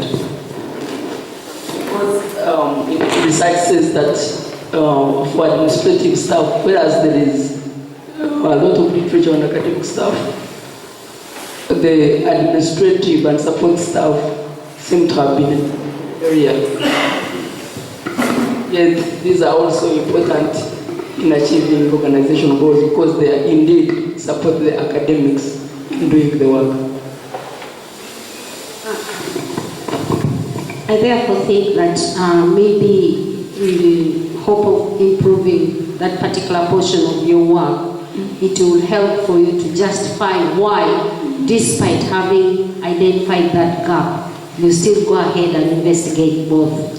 Because otherwise, I read that and I said, okay, so I'm going to read about non-academic staff. And then I discovered I was reading on both of the staff categories. The second question I have is more of a comment, really. When I look at those 8 different human resource management practices, in my opinion, I think each of those could have constituted a dissertation of itself. And I'm just wondering why you decided to look at all of them rather than select one and really dig deep and come up with something perhaps new. Why I decided to take the 6, the justification, is that I wanted to concentrate on the core human resource practices, the way they affect each other and affect job satisfaction. Because, okay, it is true, you can take appraisal, people have researched on appraisal and reward management and everything. I was sure I would be able to handle them because there was a tool to analyze all this, but I just wanted to find an interpreter. Because, for instance, if you are coming into the organization, you are recruited, and that was represented by staffing. You are recruited, then you go through the selection process. And then from there, now after you've been recruited, now there is a part of staying in the organization. And I wanted really to concentrate on how do people stay. What happens when you stay in the organization? And when you stay in the organization, then that's when you should be having a very good performance management system or an appraisal. And then appraisal gives rise to a lot of things. Appraisal can give rise to training if you have identified the gaps. Then it can give rise, once you're trained, then it can also give rise, when you are trained naturally you're involved. Then it can also give rise to promotion, because the results, for instance, also of the appraisal will give that. And then once you're promoted, in most cases, you expect better reward in terms of compensation. So I just wanted this whole interplay of the core human resource practices and the contribution you are able to make on job satisfaction rather than taking one, because I thought a combination would give me better what I needed. Now, arising from what you did, would there be is there perhaps one of those practices that you think would have required much more in-depth investigation to make things better in Makerere University? Because I don't seem to see that reflected in your recommendations. No, actually, I ranked them, and as I have seen, appraisal does a lot of things. Because it is on the basis of appraisal that you're able to determine what happens to an employee. So you are able to determine whether this person indeed should go for training, then promotion, whether this person should be promoted, and whether this person should be rewarded more and compensated. So, and then now when you look at also the way the salary, much as we are looking at the lower levels and we want the salary stepped up, but I would recommend in the order that appraisal is given a deeper thought, a deeper analysis. The next issue is a minor one, but maybe my background as a teacher of English may have contributed to this. If you go to page 14, this is the purpose of your study.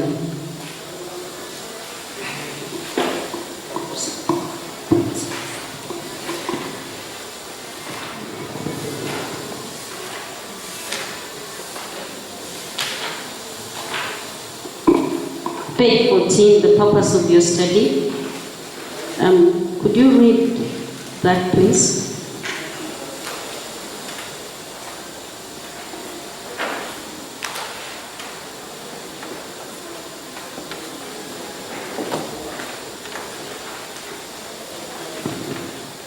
Yeah, you noted it has a program, and the study is to establish the relationship between attributes of the implementation of identified HRM practices and job satisfaction of academic and non-academic employees. What's the problem? You said there's a problem. Yes, I had already noticed the problem, the purpose of the study should be to establish the relationship between the two. My problem is actually with the use of the word attributes.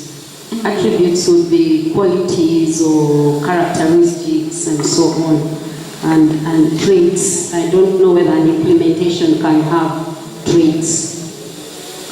The next question is to do with if you look at figure 4.2, I don't know whether there is, can you go to the next slide, please?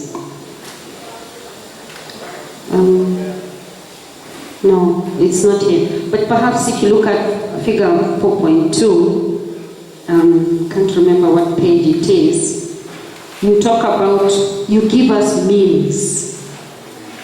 And I'm not so sure how the mean is calculated. How do you arrive at the mean? You find that in a number of your tables, 4.2, I think 4.9, and there's another one. You have a column where you indicate the mean. And I'm not so sure how you calculate that. It's just all the items. You get all the items, the number of items, and you divide by the number. The problem I have is, as a reader, my first question was, where did this mean come from? Because in your work, it's not clarified as to where it has come from. On which page, please? Figure, table 4.2. What is page that is?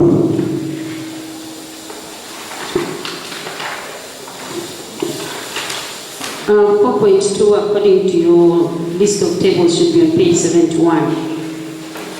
And you find that in the subsequent tables as well.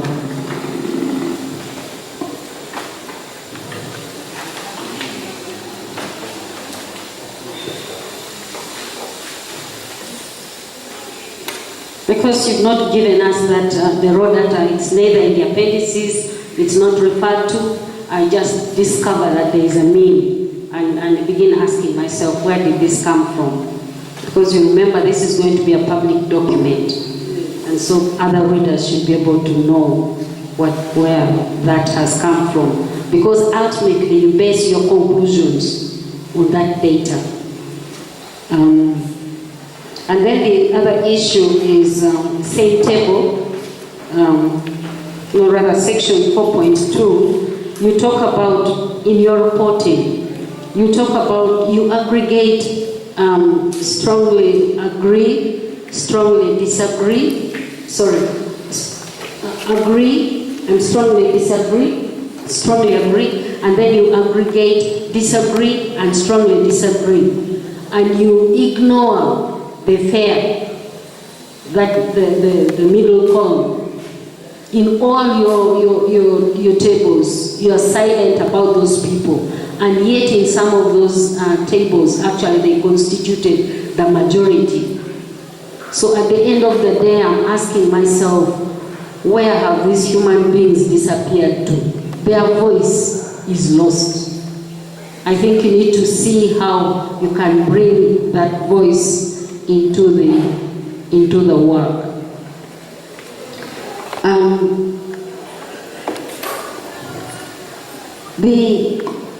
The last question is something that the opponent has already asked, but I don't expect you to answer, but perhaps for you to reflect on it seriously as you do your final work.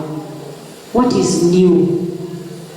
What are you contributing into this body of knowledge? Because ultimately, we don't want to say we're looking at this work and she spent all these years, but really there is nothing new that has come out of this work. What is it? What are you contributing to this body of knowledge?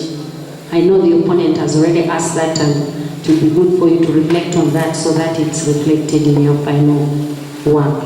I think let me not take all the time and give other panelists opportunity. Thank you very much, Professor Abuti, for sharing with us your impressions about the work. And I will now again shift to another member of the panel, Professor Anthony Mugaga Mwaka. Thank you very much. I would also love to thank the opponent and the candidate for the work so far done. and then Professor Jessica. Mary, from your interaction with the opponent, your supervisors, and the entire exercise, how different is a PhD work from a master's work?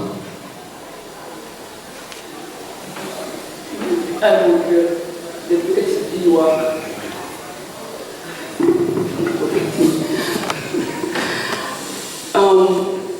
At master's level, your guide, I can say that a lot of work, the student does work, but a lot of work is done by the supervisor. But the PhD work, much as it is done by the supervisor, but a lot of it, he guides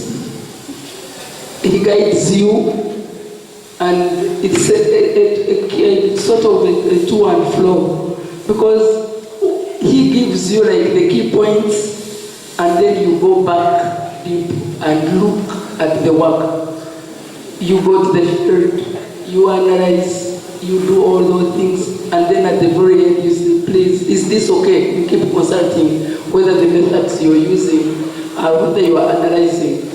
So there I would think the supervisor here, a lot of work really depends on the student. Thank you very much. Number 2 and the last one. If God was to turn the clock to about 3 years back for you to redo your work, what additional thing would you either have redone or would have added into your work?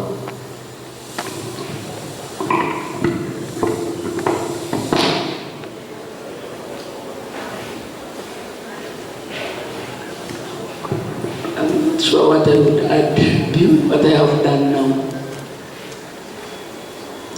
Except that the only thing now is that, for instance, what the opponent and what is coming out, that is what could help improve the work. But as of now, right now, that is all I could do for now. I don't know whether I've answered the question.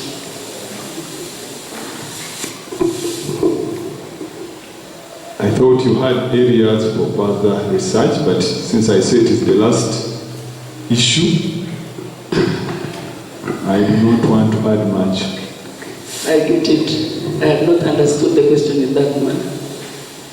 Right, thank you, Prof. Mugaga. Now I will request Dr. Chimoga to also raise any pertinent issues.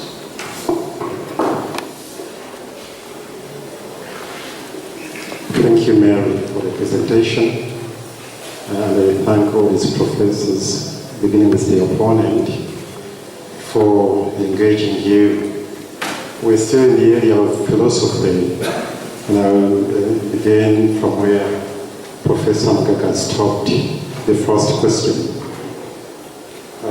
He asked that question, which you tried to respond to. I want to continue asking, what is your thesis? How are we going to know you? Because you've spent time doing PhD in our school. Yes. And I have been trying to follow your presentation, which may not be different from a person that has written a book defending what is in their book, or a master's student defending their master's work. So how do we differentiate you from these people, a person presenting their textbook or a student defending their master's work? That's why I'm asking about your thesis, because you're going to claim a PhD, which is a philosophy of doctorate.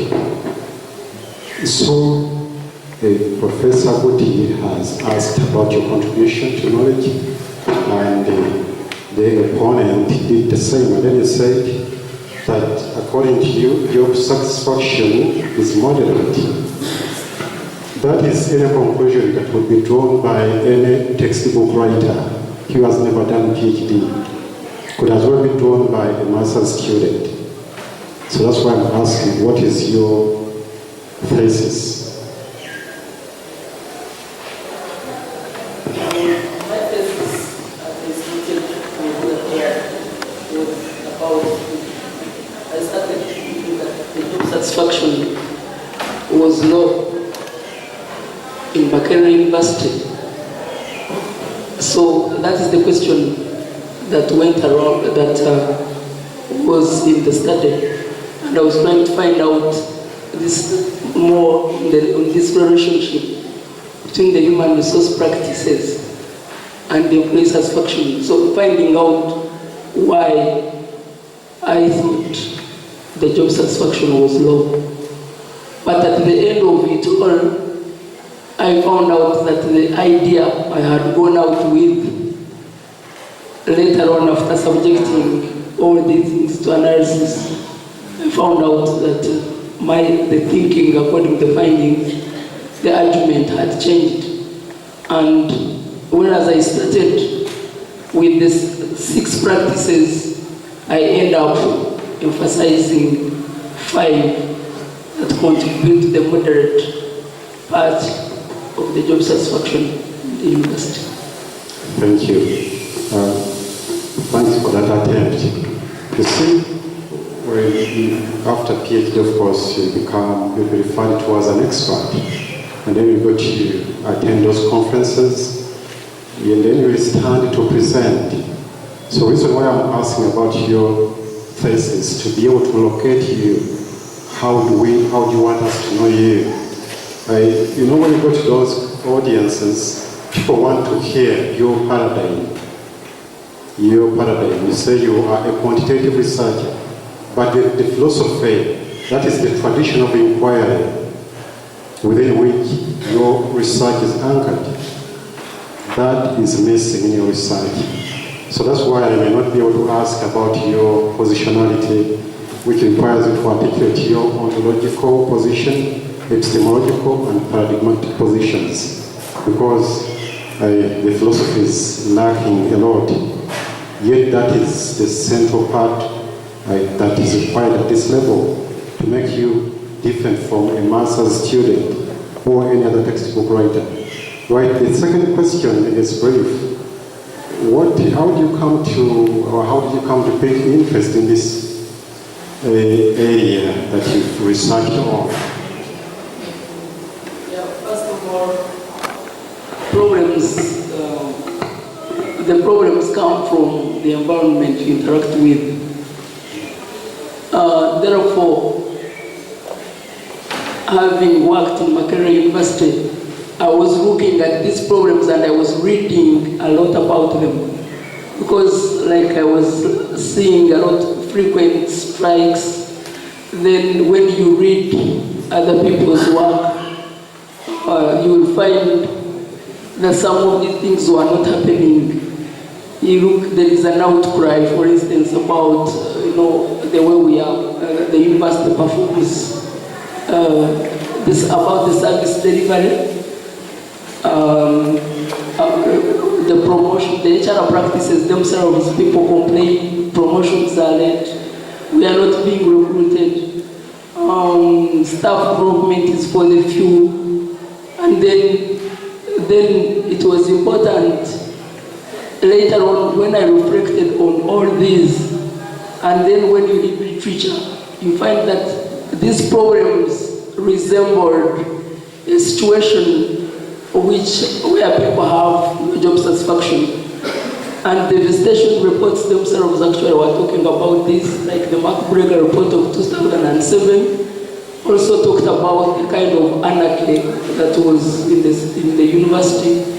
And reports have been on the university, people have researched on them, but they continue. And having witnessed all this, then I wondered how much the human resource practices, because what was a human resource practice really is an interaction of a human being in a work environment.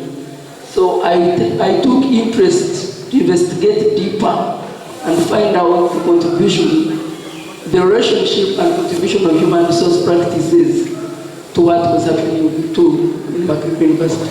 Okay, thank you. The reason why I'm asking is because I'm aware that you've been the director, but that you've switched off is very important for me.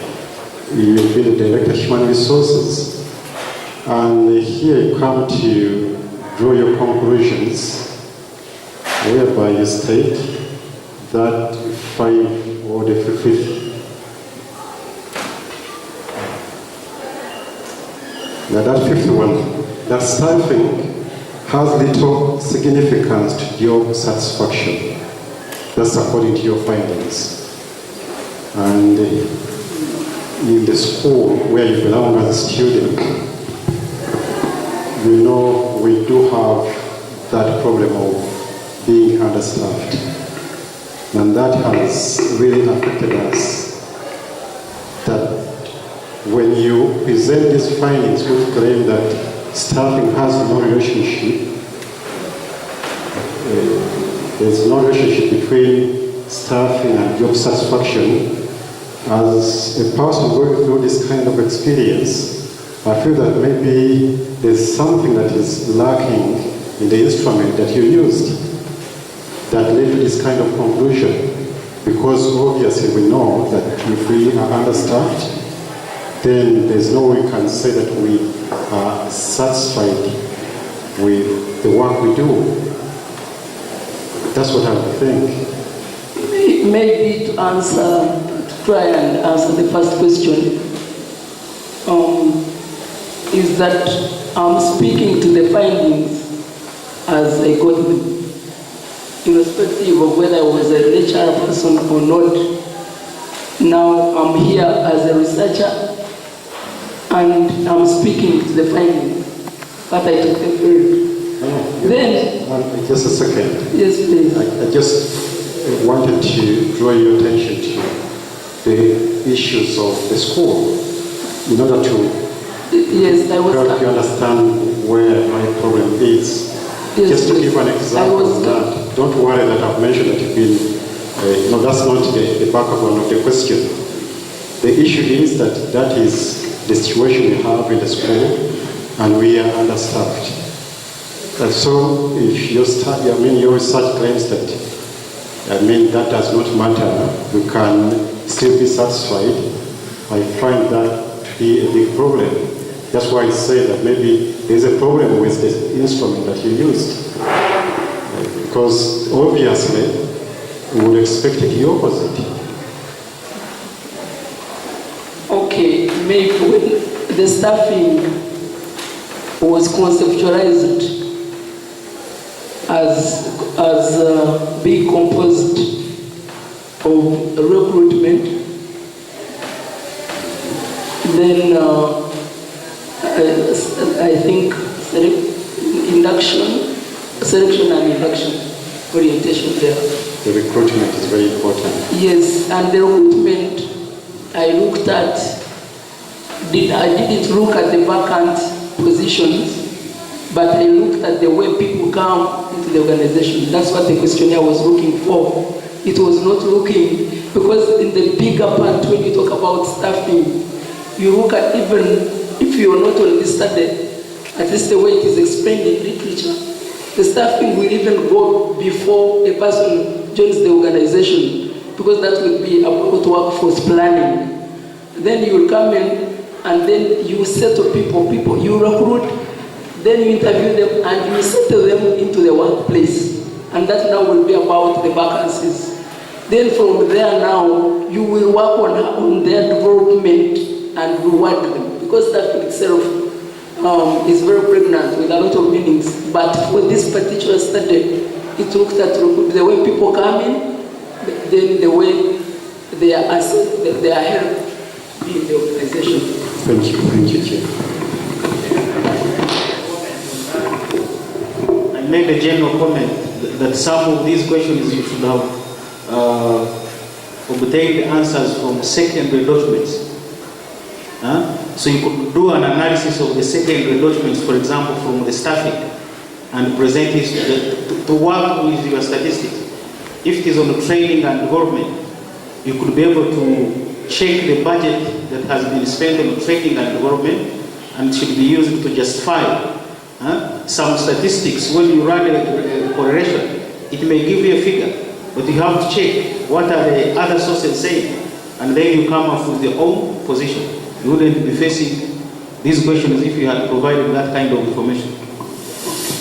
Actually, as he was asking this question, you had earlier said that the data is telling us that actually Makerere is doing moderately well.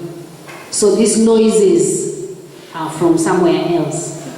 And I think that the issue of those noises, despite what the data is giving you, is something that you need to address.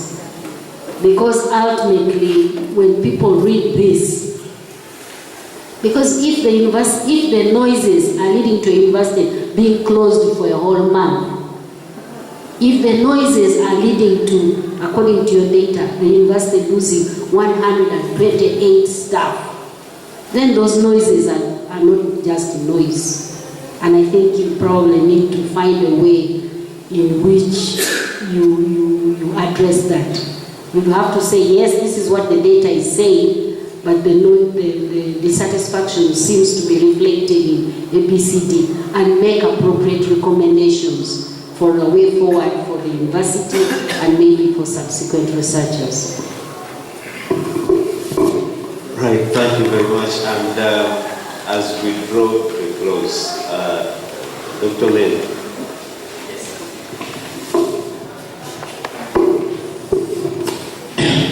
Thank you, Chair. Let me start by thanking the opponent for a good job done, and also appreciate my colleagues on the panel. Mary, I congratulate you for your presentation. I have a few issues I want to raise. One, which are the common models of deriving specific objectives that you know? And which of those models did you use to come up with your, I think, 4 objectives?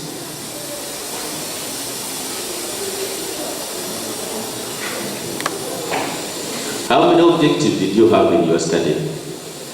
4. Which model or approach did you use to arrive at them? That's what I'm trying to ask. Do you know the name? Do you know the name or the approach you used? How it is called? Yes.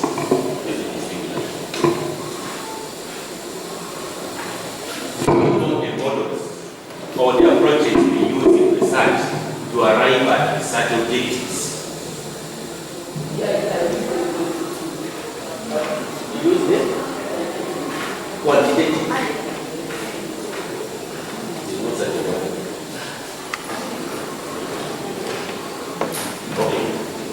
Can you go back to your concept of framework?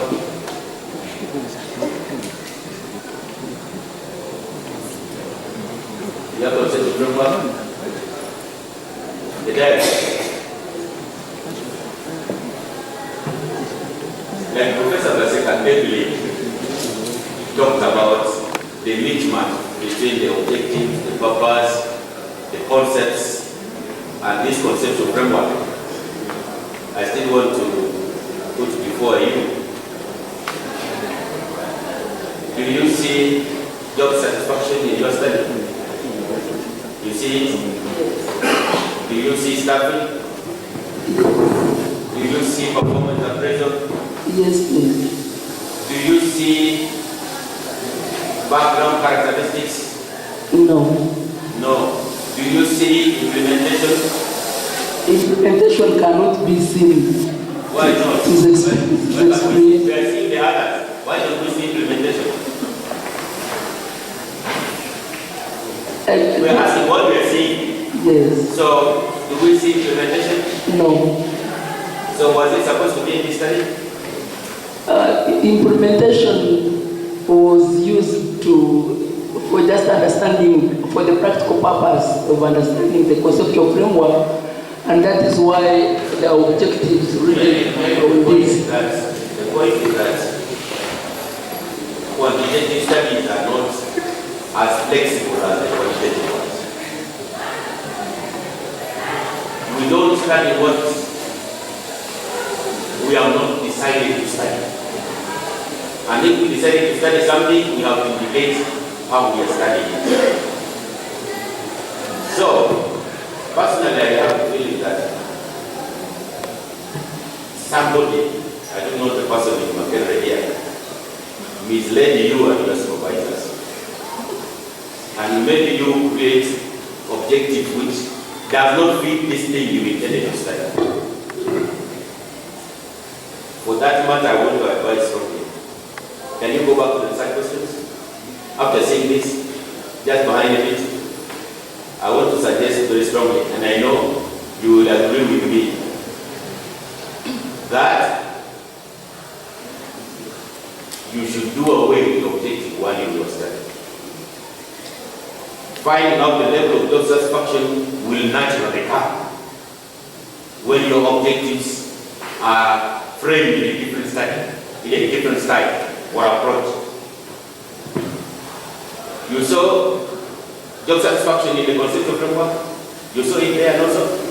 Yes. So the results of that objective one will remain in the book, but it should not be an objective anymore. 2, objective 2 should also go away from your study. Just like you don't see it in the conceptual framework. But the results of the analysis between demographic characteristics and employee job satisfaction can actually be in your book, because you collected data on the demographic characteristics of your study population, and you have data on your job satisfaction. So it can go, you can go an extra mile to analyze those relationships, but there does not need to be an objective there. It's not there in the title, it's not there in the conceptual framework, it should not be here in the objective, but it can be there in the results. And you can publish a paper on it if you want. Objective 3 should not be there in this study. and this time, objective 3 should not be there, and even the result should not be there. The result is just a table of descriptive statistics, but it's not captured at all in the conceptualization of this work. So I would suggest that that result, you can use this for some other business, but not for this study. And objective 4 should now be unpacked to be the objectives of this study. Can you go to your hypothesis, the last stage of hypothesis? Go ahead. Just continue up to hypothesis. That this is the result from level of job satisfaction, which I talked about as objective 1, which must be there, even when it's not in the objective, not so. Because it is there. Can you continue? Continue. Continue. The 5. Continue. Yes, there. Stop there. When you look at the title of your work, you look at the conceptualization of the issues in your work, these are your objectives of your study. These 5. Okay, 6. Not 5. There are 6. The first objective of your study was to establish the relationship between staffing and job satisfaction. The second one was between performance appraisal and job satisfaction. And the third one, those are the specific objectives. And we call this model the many-to-one model of deriving specific objectives. The results of the level of job satisfaction will still be there because it's one of the variables as we do this.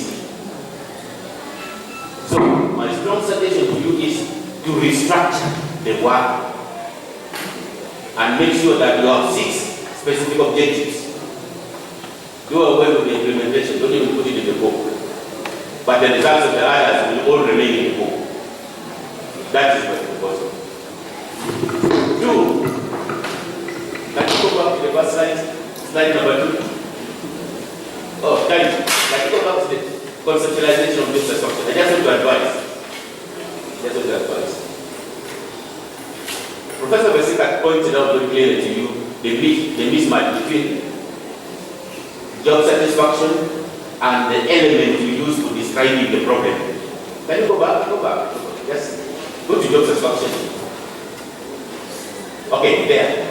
First days. Go back one step. First days. This is the conceptualization of job satisfaction by these two authors. Okay? It's like looking for the meaning of job satisfaction from one person. Now, go to the next where you identify the problem of job satisfaction. If you look at it, the issue of attrition, employees leaving. Can you go back again? Do you see the issue of being stable in your employment? Yes. Are you seeing it? But there are other scholars who have defined job satisfaction in terms of commitment. Employee commitment is an indicator of job satisfaction. It may not be directly captured here. So what does it mean? What does a scholar do when you are conceptualizing a term, a word, okay? A concept that you're using? You don't necessarily need to stick to one conceptualization. You need to borrow the meaning of the concept from different scholars.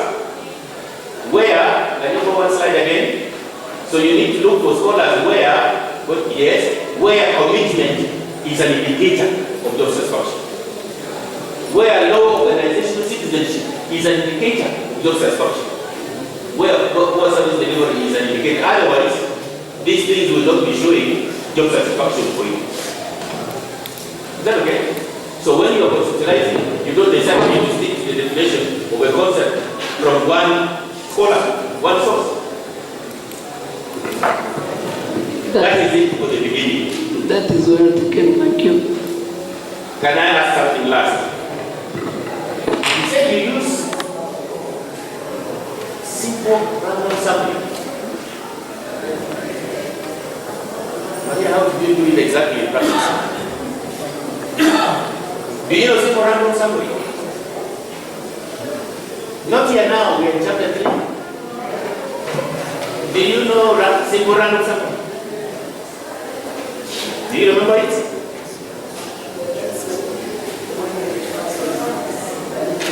How is simple random sampling done? Like in your case, for choosing who participates in your study or not. How did you do it? Was I a respondent in your study? Didn't qualify. Or you were only going to get me? I was supposed to be. So how did you arrive at me? Microphone, please.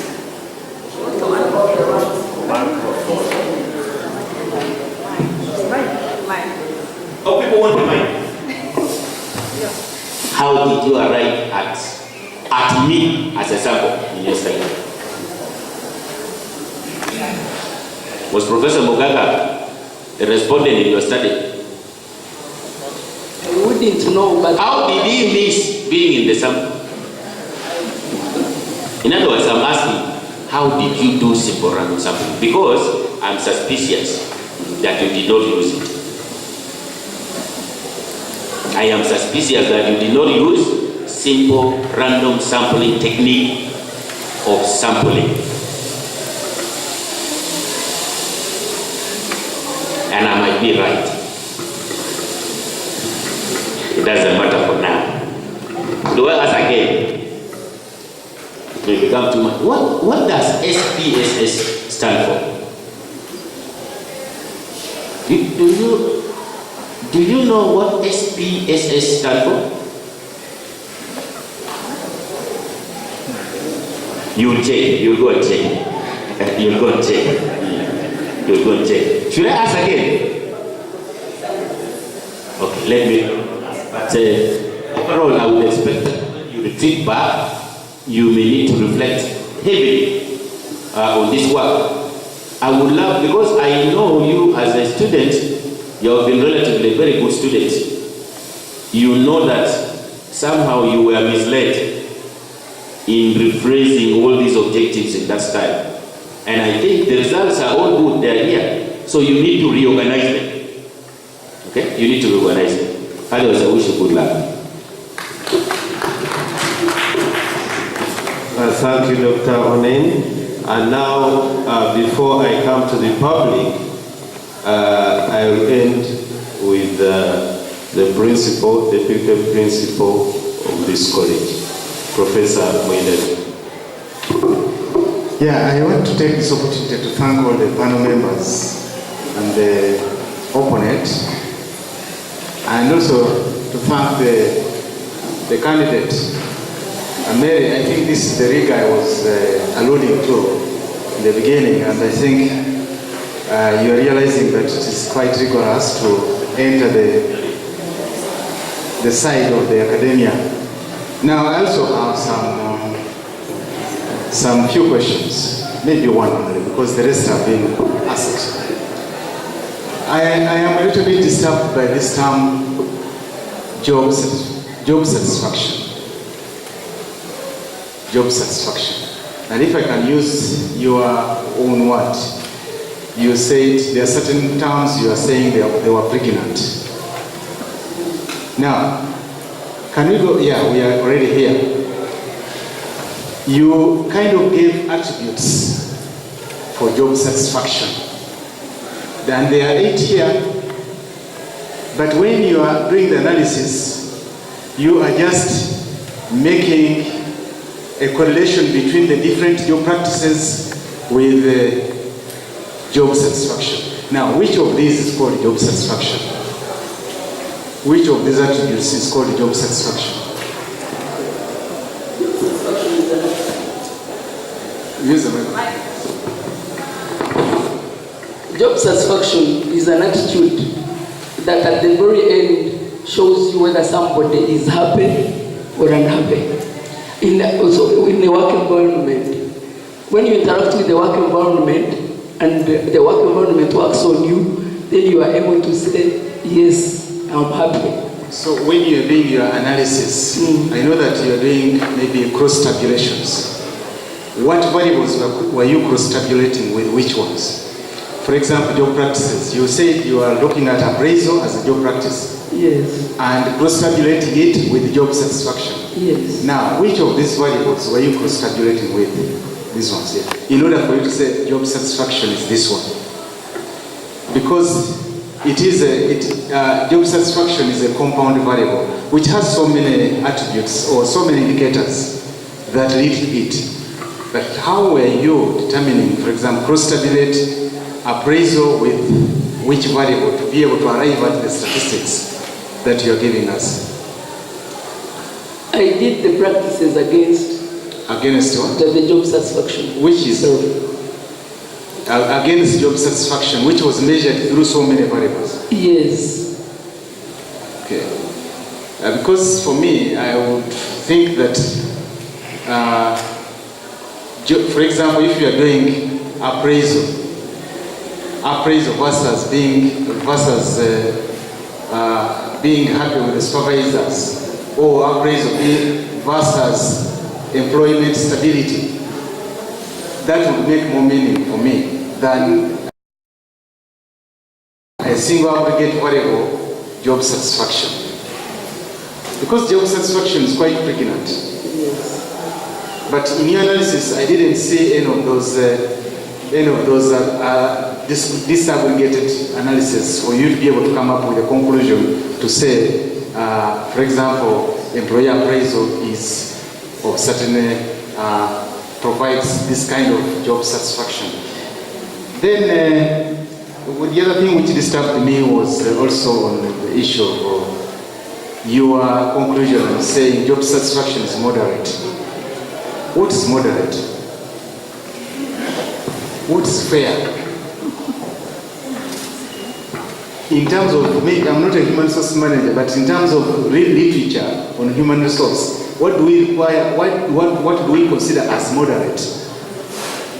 Or how did you come up with a conclusion to say it's moderate? is there literature which indicates that moderate is something which happens like this, like this, like this? That one we can say is moderate. Or is moderate satisfaction in Uganda, is it the same as moderate satisfaction in South Africa? Can somebody say, when you have this variable, this variable, this the variable, then we say that is moderate? So I just looked at the interpretation according to the scale I had used, and everything that came, the code, the middle code, and which also the middle code was represented by fairly agreed, and I took it that once it is fairly satisfied with the job, and then you are in the middle part. Yes. So it was not good, it was not low, it was... Yeah, this is what Professor Onen was saying, that in quantitative research, we don't just take words for them. They are being researched, and you have to use them the way they have been researched. Unlike in qualitative research where you can be able to be interpretive, you can interpret it according to your own way. So if this is a quantitative research, then the word moderate must be having certain indicators that you go to UK and you say it was moderate, they will know that yes, it had this and this and this. You go to Uganda, they will know it had this and this and that. Yeah, then let's go to years of service. Years of service.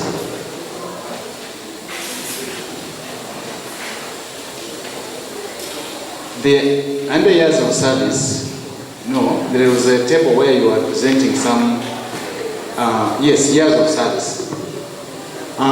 Statistically speaking, what were the ranges that you're considering? Because you have a range of 1 to 9.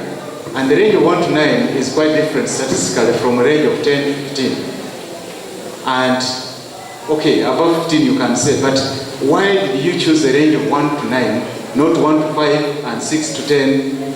Why didn't you choose equal ranges? Why did you choose ranges which were not the same? Statistically speaking, you have to explain that.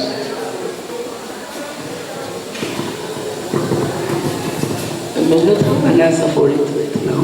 Sorry? I may not have an answer for that right now. Maybe in human resource management, is there any significance of the ranges of being at work between 1 and 9 that's quite different from, say, or is there some peculiar attributes of workers that have been at work between 1 and 9, or are not between 1 and 5, and not between 6 and 10? No, I just looked really at the period, at the length of service, and I thought now from 10 to 15, the first one I took maybe following your advice. Okay, thank you very much. Now I want to find out, because this is very useful work. Have you shared this work with the international community? Yes, it is true. In terms of publication, this is what I'm asking. Yes, one publication has been accepted, and the other one I just submitted in that way, and it is not yet back. So I'm waiting. I believe it will be published.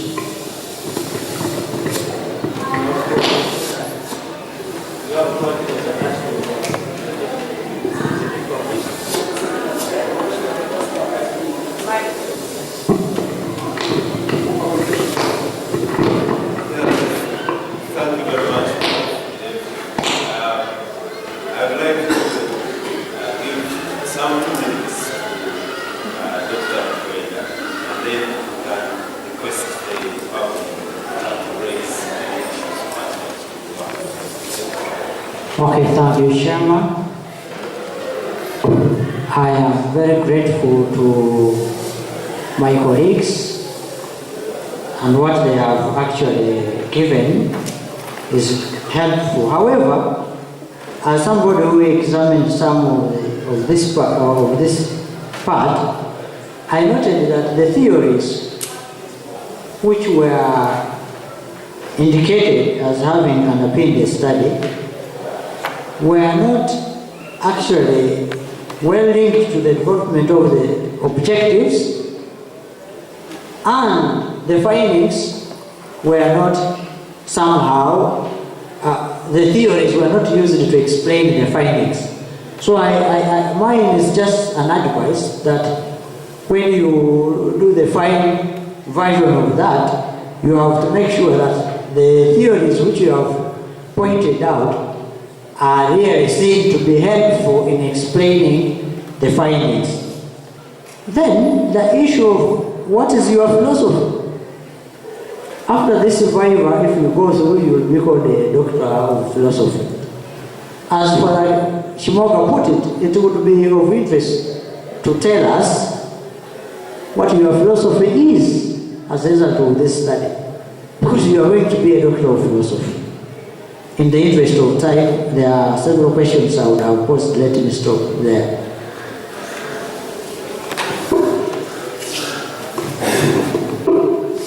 Thank you very much, distinguished members of the panel. I think we have taken very keen interest in these questions, and Dr. Mkwenda, who came in last, then raises also the issue of theory and how it connects to the objectives and, of course, the findings.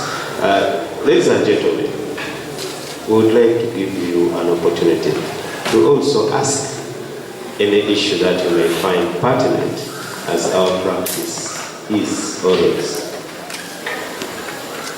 I will have Benon, then we are going to limit it to about 3. Okay, so somebody says just a question, a very straight one, and then we move. So we will start from this side. Benon, Dr. Skoyo, and our colleague.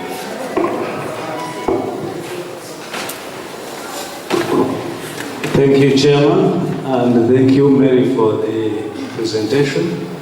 I will start by thanking you for me understanding why we have not been getting our views heard, because you always, maybe as our resource manager, presented that we are moderate and we are absent, only making noises. But the most important thing is, if the advert is true that you have only one supervisor, your work fits in organizational psychology or SWASO. I just wanted to know what motivated you to come to education, when actually we have people who teach organizational psychology, who deal with human resource. Because as far as I know, people who get employed as human resource employees normally come from organizational psychology. But also I well know that in CHOOS there is SWASO, social work and administration. So like someone asked, what motivated you more to come to education? And then why do you only have one supervisor when we have a couple of people in organizational psychology whom I believe are very well experienced, and also the most important part of SWASO, which must also be having very experienced professors. Thank you very much. Thank you, candidate, for your presentation and the panel for a job well done. My question is about your finding that there is moderate job satisfaction, and you said you looked at some 6 or so aspects of job satisfaction, and you found that there was no significant relationship. So what are some of the other factors that would explain the noises and this moderate job satisfaction that you did not specifically look at, but what the literature and the theories that you drew on tell us? If it cannot be explained by these wholly, what are the other explanatory factors for the fact that we have just moderate satisfaction? And just a quick comment on your theories. It would be good for us to know who are the proponents of those theories. You just mentioned the psychological, we don't know who proposed those theories and which years.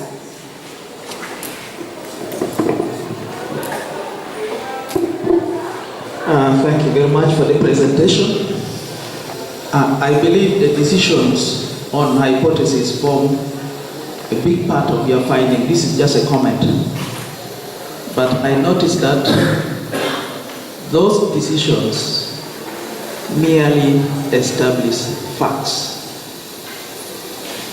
And facts are not dissertations for PhD. A PhD is about criticizing what the facts are. So you need to move a bit deeper into that. Now, when, this is the question, when Professor Muyinda asked you about job satisfaction, what you are measuring, you say you are measuring the attributes. And your research is quantitative. I want to find out, how do you quantify attributes? And then becomes measures of satisfaction. I think attributes are, rather than quantities, they are values. And values, in order to measure them, you qualify them than quantify them. It's not that you have two different values, therefore you are satisfied. You are appraised, you are busy, therefore you are satisfied. But what are the qualities in those attributes? Thank you so much for sharing with us your findings. I would like to ask about, you used around 3 theories for your study, but it's not clear whether they were blind spots for the theories. So to what extent were they useful? And when you articulate that, I think it would also help you to create new knowledge as far as the theories of job satisfaction are concerned. Also, there is greatly lack of triangulation. That is document, and I think this study was really best suitable for both mixed methods, qualitative and quantitative. So I think there is a very big challenge as far as methods are concerned. And with PhD, when the methods are not appropriate, you also fail to create new knowledge. And therefore, really new knowledge as far as this, I didn't read I wouldn't, probably I'm not right because I didn't read the whole dissertation, but there's really no new knowledge so far what I have listened to. So probably we need to strengthen our methods. Dr. Hussein Skinsamba from the College of Natural Science. Look at your registration number. It starts with 2007, meaning you registered in 2007. A record time of 10 years until today. And in research, we all know that problems change directions depending on time. The problems of the 10 years ago would not be the problems of today. So my question would be, how do you think the time you've spent on your candidature, how do you think the time has or could affect your findings, away of the fact that the research we are doing is not only for the university benefit, but for the entire community, world in general? Presentation. Much of the human resource practices that you've told us relates to different aspects. That is, for example, knowledge and attitude. But you kept on referring to attitude only. So my question is why? Then the second issue is the dependent variable, which you told us is having 8 elements, which you later on expanded to either 15 items. And the question is, why didn't you, for example, employ a principal component analysis to give you only 3 items, the 3 constructs that then you can use to create the relationship between these independent variables and the dependent variables. Then the other question is that much of the independent variable constructs you had about 6, and the dependent had about 15. Don't you think that could have affected your results in terms of analysis? Then you told us that there is no difference in terms of gender, sex, and working experience. And I thought if you had used a multivariate analysis, you would have been able to get or to generate some of these differences, because what you are saying practically is not possible. And the last one is that, you had about 6 items that you are looking at, which included communication and other. The question is, why didn't you, for example, use a multiple regression to tell us the most significant factor that we can then say could be depended on to the human resource practice in Makerere? Thank you. Mary is going to give her response to these questions, but I'll give the administrative response to Benoni's question. So Mary. I may not have all the answers for the questions,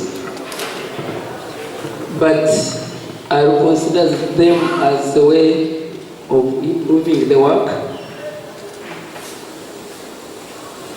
But grounding the research in education here, this falls under education management, and they also teach human resource here. So they taught PhD, and the time I registered, I wanted this program, and because human resource management is part of management, I did it here. And indeed, a student is given supervisors, and I was given supervisors.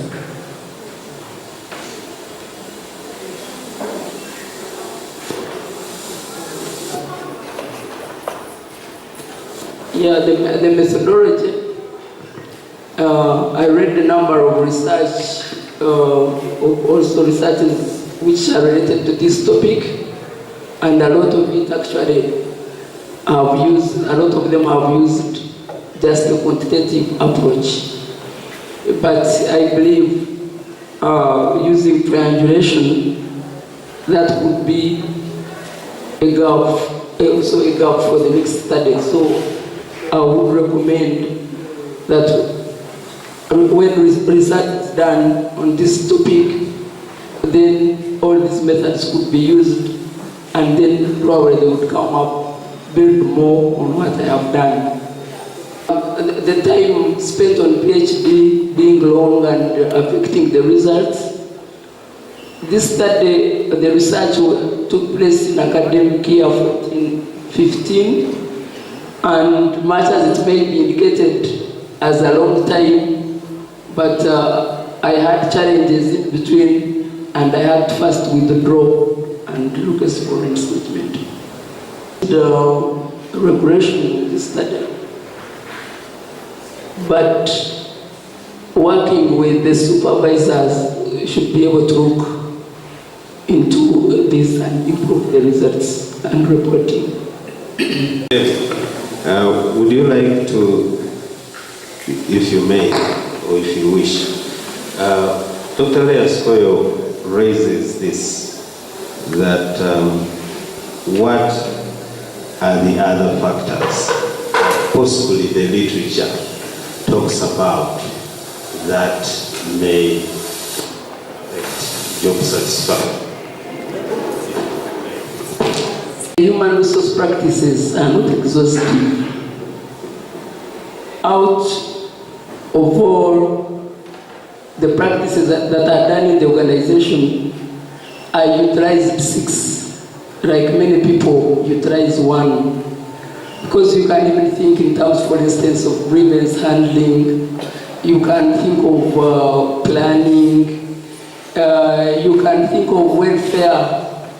So there are many more practices, and probably 4 of them were considered, because some researchers considered 10.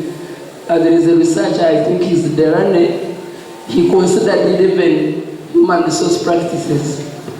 And the recommendation is that also all these other practices maybe can be looked into to see the magnitude of all the HR practices and what they contribute on job satisfaction.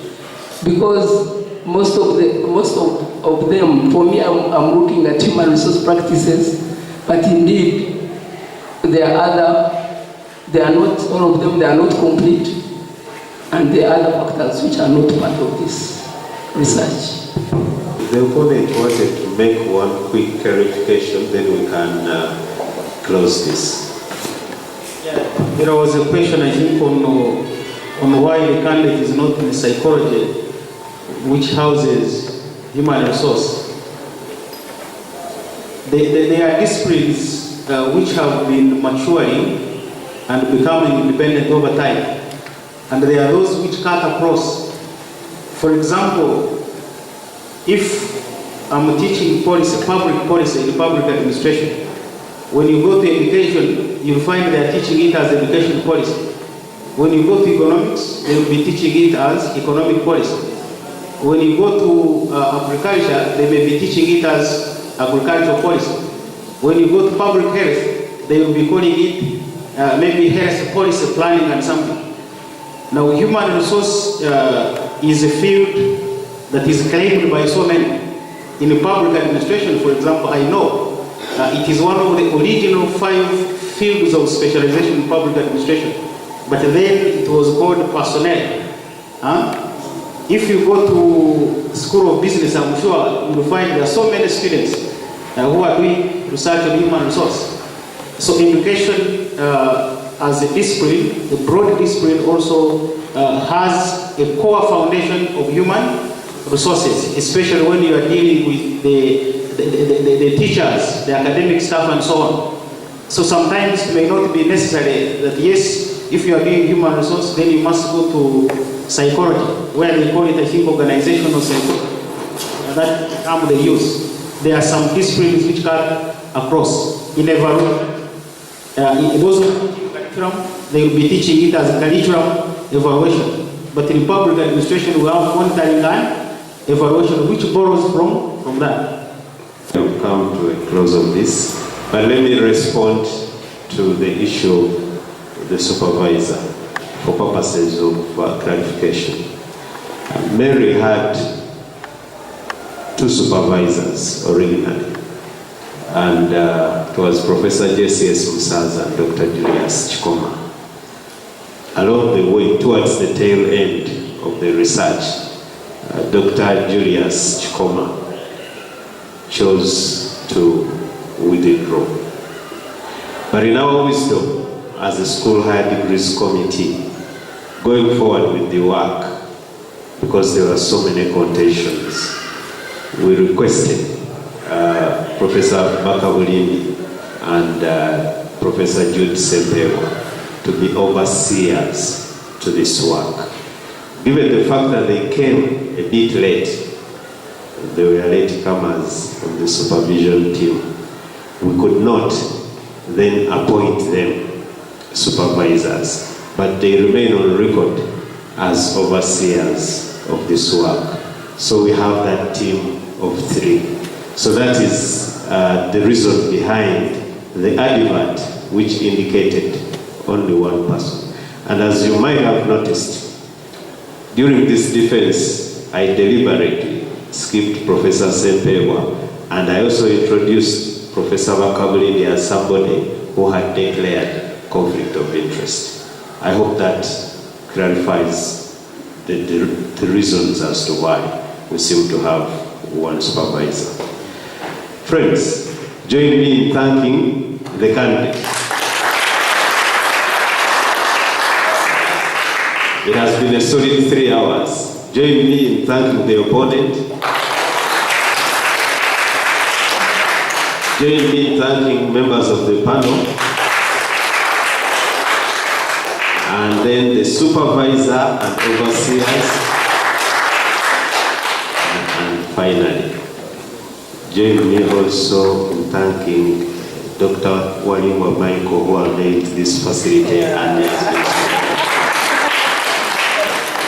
it's always pragmatic. And also thank the public for coming. We are now at the phase of making a decision. And as we make the decision about the candidate's performance and whether she earns the doctorate, these decisions are always made in camera. So join me also in thanking the Secretariat, the registrar is here.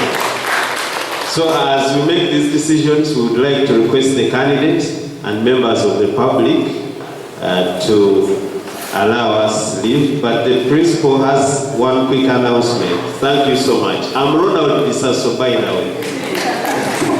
Yeah, join me in thanking the Dean because we have not thanked him. But I just have two announcements.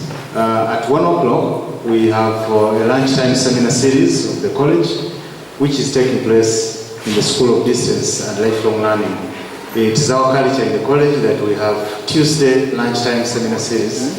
And the professor who was announced here for the UNESCO chair is having a very interesting presentation. So you can from here move and go to the lunchtime seminar series. But tomorrow we also have another academic event being organized by the College of Education and External Studies. We are having a public forum on higher education, and the topic is mainly about university ranking. And so, if you want to hear about what university rankings and how they influence our standing and so on, please join us tomorrow in the main building, main hall, starting at 8 o'clock. It will be a half-day event, and we shall be having prominent scholars from all over the world trying to debate issues to do with academic ranking. You are most welcome to these two events. Thank you.